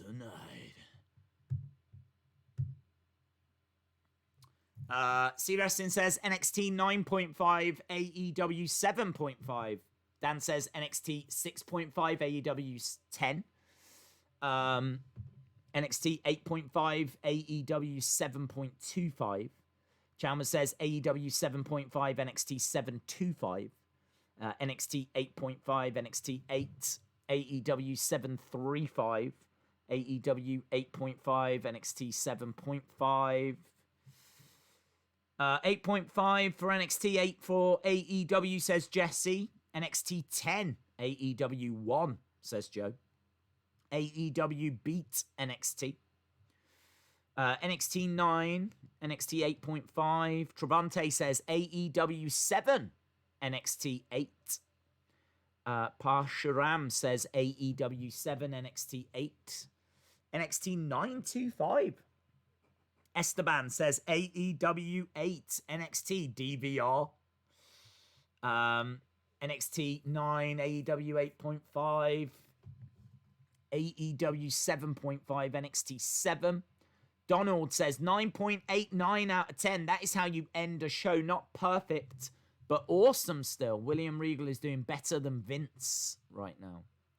NXT 7.5, AEW 7.5. AEW 8.5, NXT 7. NXT 9, but 10 out of 10 for the stream, says Texas Range fan. Shout out to you, dude. There's my score for NXT Great American Bash is 9. Can you give me a shout out? The stage for the Bash was American and patriotic. NXT 1 overall, says Darshan. NXT 7, AEW 7, says Austin 316. NXT 8, AEW 7. NXT 8, AEW 8.5. AEW 7, NXT Baker Beans out of 10. Baker Beans, big fan. Monica King says like and subscribe. Darsham repeating that NXT was better overall. Pablo Gamer, shout out to you. Jerry says, would you like them to make that Sasha in American attire? Do you know, as a basic, I think it would look awesome. Doesn't need to be an elite, but as a little basic, yeah, I think it'd be great.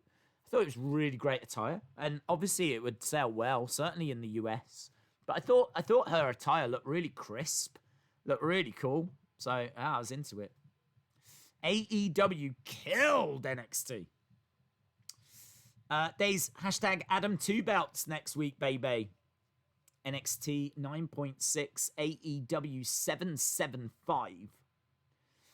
NXT, we are NXT. Good night, Days. Wishing you the best. Shout out to you, Donald Jackson.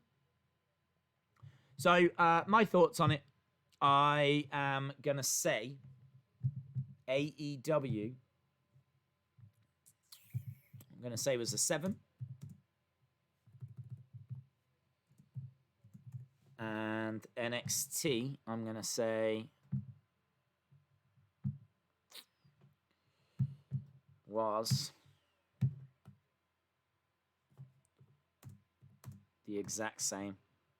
For me, right, I actually scored this at the halfway point. So I don't really give my scores at the halfway point. But at the halfway point, I had it AEW 7, NXT 625. I really didn't like that Rhea Ripley match.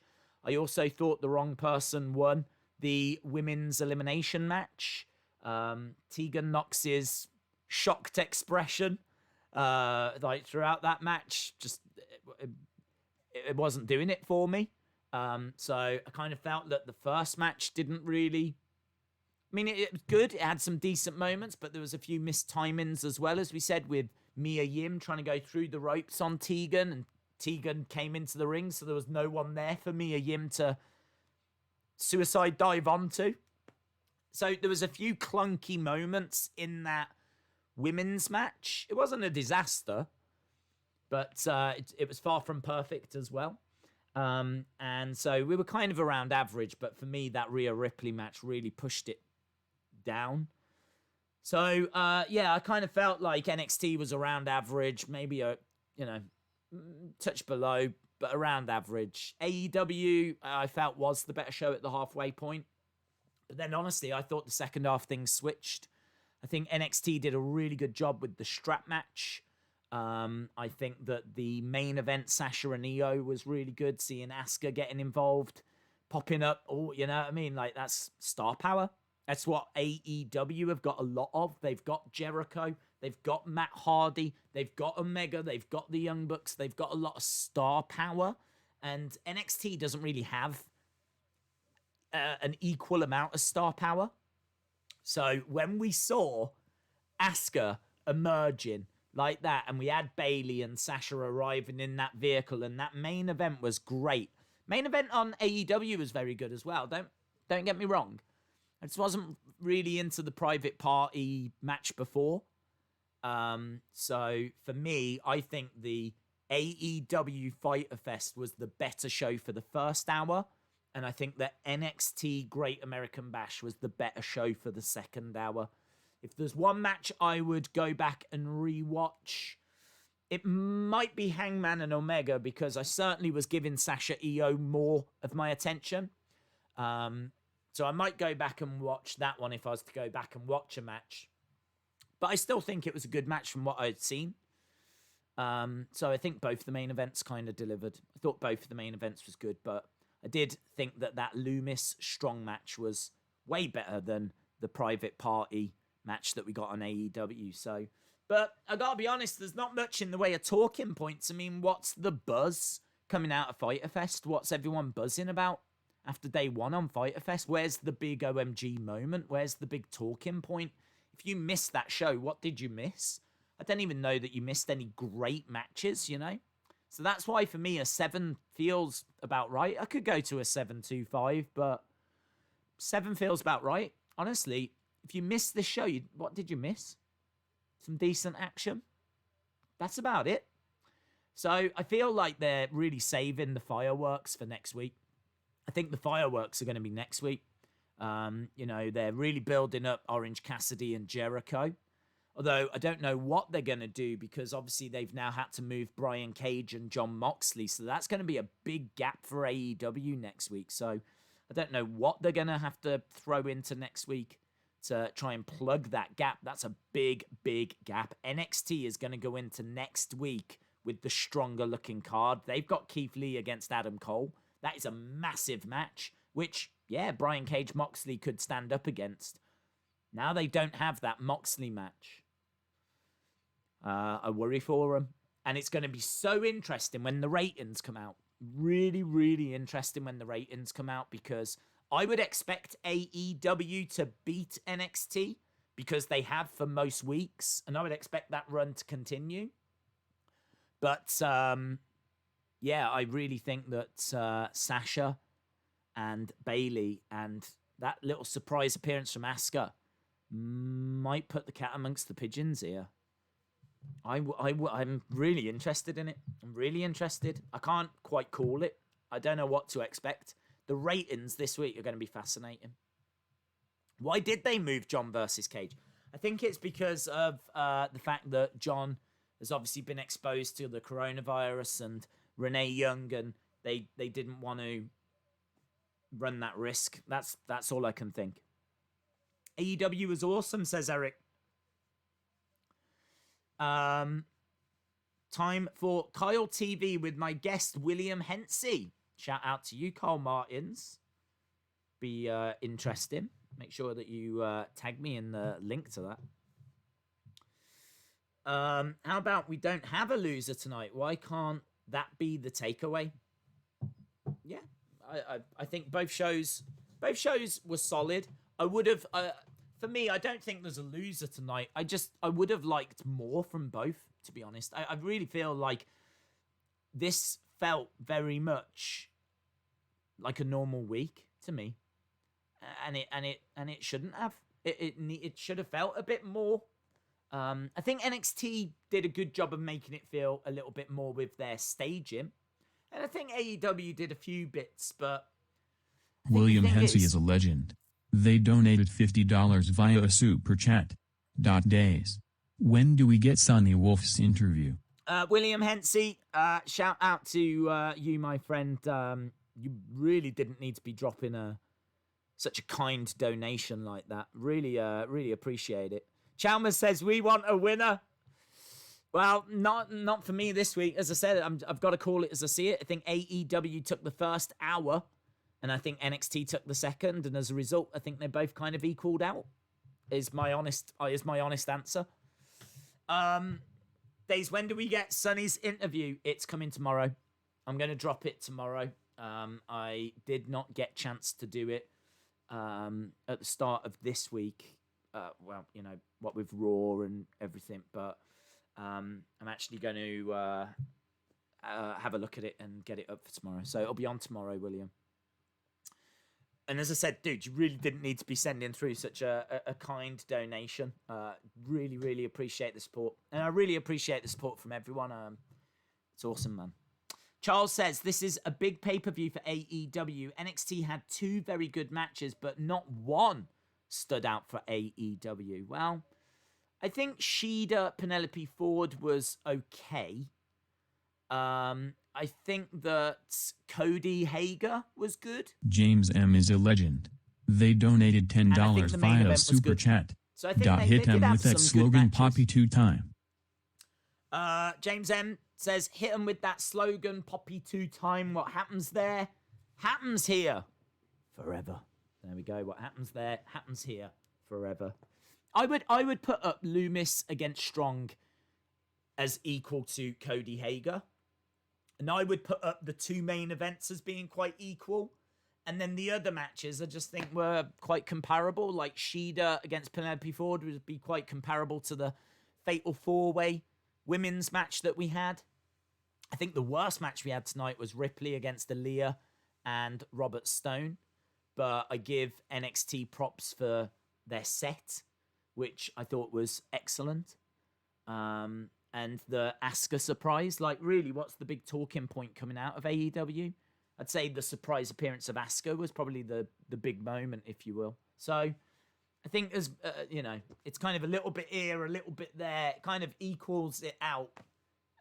I've got to call it as I see it. I think it was pretty much even Stevens. As I said, if I was going to change the scores, I'd go to a 7-2-5. But I'd change them both to that. I think they were both about the same. Hi there, says Days. Do you think Thunder Rosa will debut on AEW? Because Nyla says that she's got a surprise opponent. I really hope she... Well, I don't know. What do I hope, actually? I really like her, so I want the best for her, and I want the best for her and her family, and that is going to be more money. So, yeah, man, look, if she goes to AEW, then that's going to bring her that more money and more fame, more notoriety, and she's obviously a friend of the channel, I hope. And so, yeah, I wish her all the best, man. I genuinely do. So if she goes, I'll be really pleased for her. If she stays, I'll be really pleased for us, because that means she's still in NWA. Make no mistake about it. They would love to have Thunder Rosa. Oh, no, but if she does go, that means we won't get the Camille match. Oh, they've got to do that Camille match before she goes. See, Mickey says, can't wait for the 100th stream. Will Tessa go to WWE or AEW? Hopefully, neither. Days is so biased. He put NXT's 7 out of 10. A few spaces above AEW's 7 out of 10. I did. And you should read loads into that. 100 days of days will come true. Wrestling Days fan says Thunder Rosa. Yeah, a lot of excitement. If you had to pick a winner, who would it be? I don't know, honestly. If I had to pick a winner, I don't know. I really feel they were both quite comparable. I mean, I would think NXT because they decorated the set. I know that AEW did, but it didn't make a massive difference to their set. AEW is normally just a black void. So the fact they brought in a couple of cars and they did that nice entrance for Sasha. Do you know what I mean? I'm looking at that and I'm thinking, does that swing it for NXT? But then I'm thinking, hang on, that Rhea Ripley match was awful. So they definitely lose points there. And this is what I'm saying. You give them praise somewhere, but then they lose points elsewhere, you know? So, I don't know. I'd struggle to say a winner, hence why I didn't. The first two Fyter Fest matches were 9 out of 10. The TNT match was a 6.7. Private Party match a 7. Best Friends versus Hangman was an 8, overall 8. I personally wouldn't be giving those two matches 9 out of 10. I thought that the Shida Penelope Ford match was really clunky in places. I just didn't understand why Shida stood there as she saw Penelope Ford bouncing off the ropes, and she could have just stepped to the side and moved out the way. But she didn't. And also Penelope Ford trying to hit a moonsault. I think Shida moved, but she didn't even need to because Penelope Ford was nowhere near her. Nowhere near her. So some of the in-ring action in that women's match was an alright match, but not a 9 out of 10 for me. Nowhere near a 9 out of 10 for me. But hey, if that's your score, if that's what you saw, fair play. But I don't think we're that far off anyway, because you said all in all you're at an 8 out of 10. I'm at a 7. So maybe that's where our disagreements are, that I kind of agree with you with Private Party, the main event. I thought the TNT match was a little better than... I've got the first match is a little lower. I got the TNT match a little higher. I don't have it overall as high as you, but we're kind of still in the same neighborhood, I suppose. Kind of still in the same neighborhood. AEW didn't grow at all from the halfway point. No, not for me. I think that they were in the lead. I didn't enjoy that Private Party match, to be honest. I probably thought that was the worst match on AEW. I thought the TNT match was better than that. So for me, they were at about a 7. They kind of took a bit of a step backwards with the Private Party match. And the Hangman Kenny match was good. It's good, strong main event. But it was going up another good, strong main event. Do you know what I mean? I kind of feel like they took a step backwards. They then took a step forwards again. Whereas with NXT, they took 2 steps forwards in that second hour. So, yeah, for me, I've got them as both the same. An 8.76 for NXT, says Johnny. Is Cody a heel now? I don't think so. What are we watching tomorrow? WrestleMania 3 tomorrow, dude. Can you see Escobar as a future NXT champ? Bit too far off for that. I'm really like the fact he's bringing back the origins of Lucha.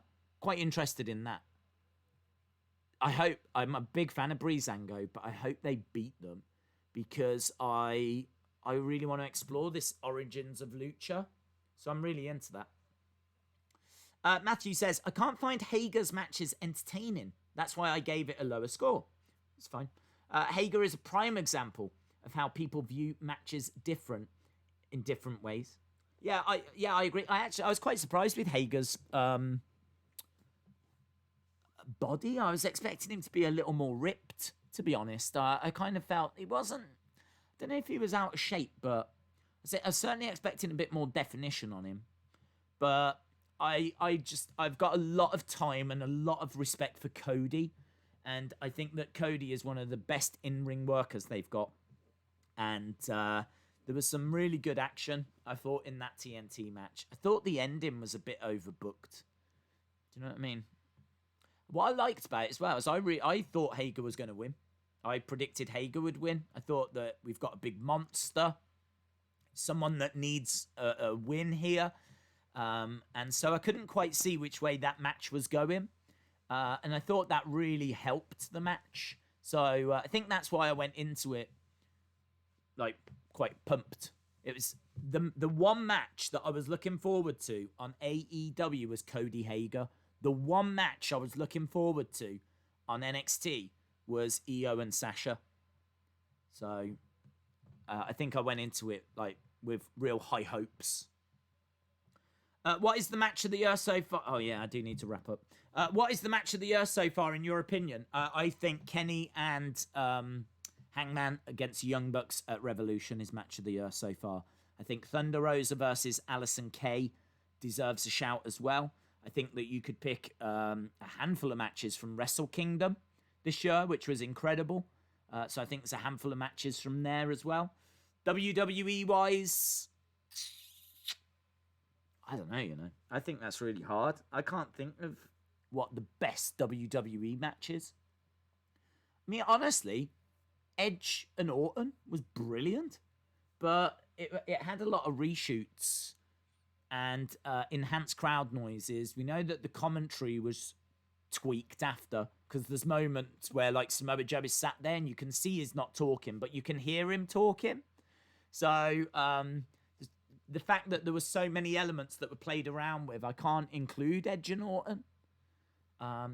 Maybe Daniel AJ, or maybe the fight pit match, or whatever it was called, fight pit. Matt Riddle and Tim Thatcher was brilliant, so that was great as well. So WWE have had some really strong matches, but for me, I'm still going with that AEW tag match. Right, I think we are pretty much done. As in-ring, non-crazy stipulation and cinematic match, Rollins McIntyre for Money in the Bank wins, it says Matthew. It's very good. Did you find your final shows for the poll? Oh, no. Well, that unfortunately, that's not a quick process, is it? Because people keep shouting shows out, and trying to match it up is a nightmare. Oh, let's try it. You're right. We need to get some more. I wonder, because I'm guessing there's less people here now, right? Now that we've shared our thoughts. Quickly, shout them out. What shows? I wanted to get 8. We've got 4. We've got SummerSlam 05. We've got Total Divas. We've got Rumble 92. And we've got another SummerSlam 06. Right? So what's another 4 shows that you'd want to chuck in? If we can get this done quick, then we will go. I did say we would do this after, didn't I? Which I completely forgot about. Survivor Series 97, says J14. Extreme Rules 2009. Total Bellas. Extreme Rules 2009. Oh, hello. 2 for Extreme Rules 2009. Oh, that was easy. Extreme Rules 2009. We've got one. Oh, this is good. This is exactly what I was hoping for before. Survivor Series 97 would be awesome. Extreme Rules 2008. One Night Stand 2008. Survivor Series 90. Survivor Series 08. Total Divas is already in. Rumble 99. Survivor Series 97. WrestleMania 28. Survivor Series 90. Have we got Survivor Series 08? Sonny Wolf says Survivor Series 08. Lovely. So Survivor Series 08 is added. Okay. 2 more spots. 2 more spots. NXT Takeover Chicago we've already done. King of the Ring 98. Aiden, shout out to you, my friend. SummerSlam 2015. We got 2 for that. Okay. SummerSlam 2015 has been voted. We got 1 more. This is so much easier. King of the Ring 98 from Marcus. And I did see a King of the Ring 98 who said that. That was Austin. Done. King of the Ring 98. Done. Done. So these are the 8. Okay. So what we'll do is during tomorrow's stream, I will put these up. Okay. So we will put these up during tomorrow's WrestleMania 3 tomorrow.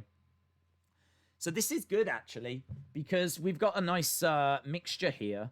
So we've got SummerSlam 2005, which is Hogan versus Michaels. We've got Total Divas. We've got Rumble 92, which legit is one of my favorite ever pay-per-views. You've got so many big names in that. And Bobby Heenan on commentary is fantastic. SummerSlam 2006. What is SummerSlam 2006? I just want to let you know what the main events are. That's not coming to mind, and I don't know why. SummerSlam 2006 is John Cena and Edge. John Cena and Edge, but it's also DX versus the McMahons. So SummerSlam 2006 is quite good. Let's have a look at Extreme Rules 2009. Extreme Rules 2009 is Jeff Hardy, CM Punk, John Cena, Big Show. I've got quite a few good matches on that. So Extreme Rules 2009 looks good. Survivor Series 2008.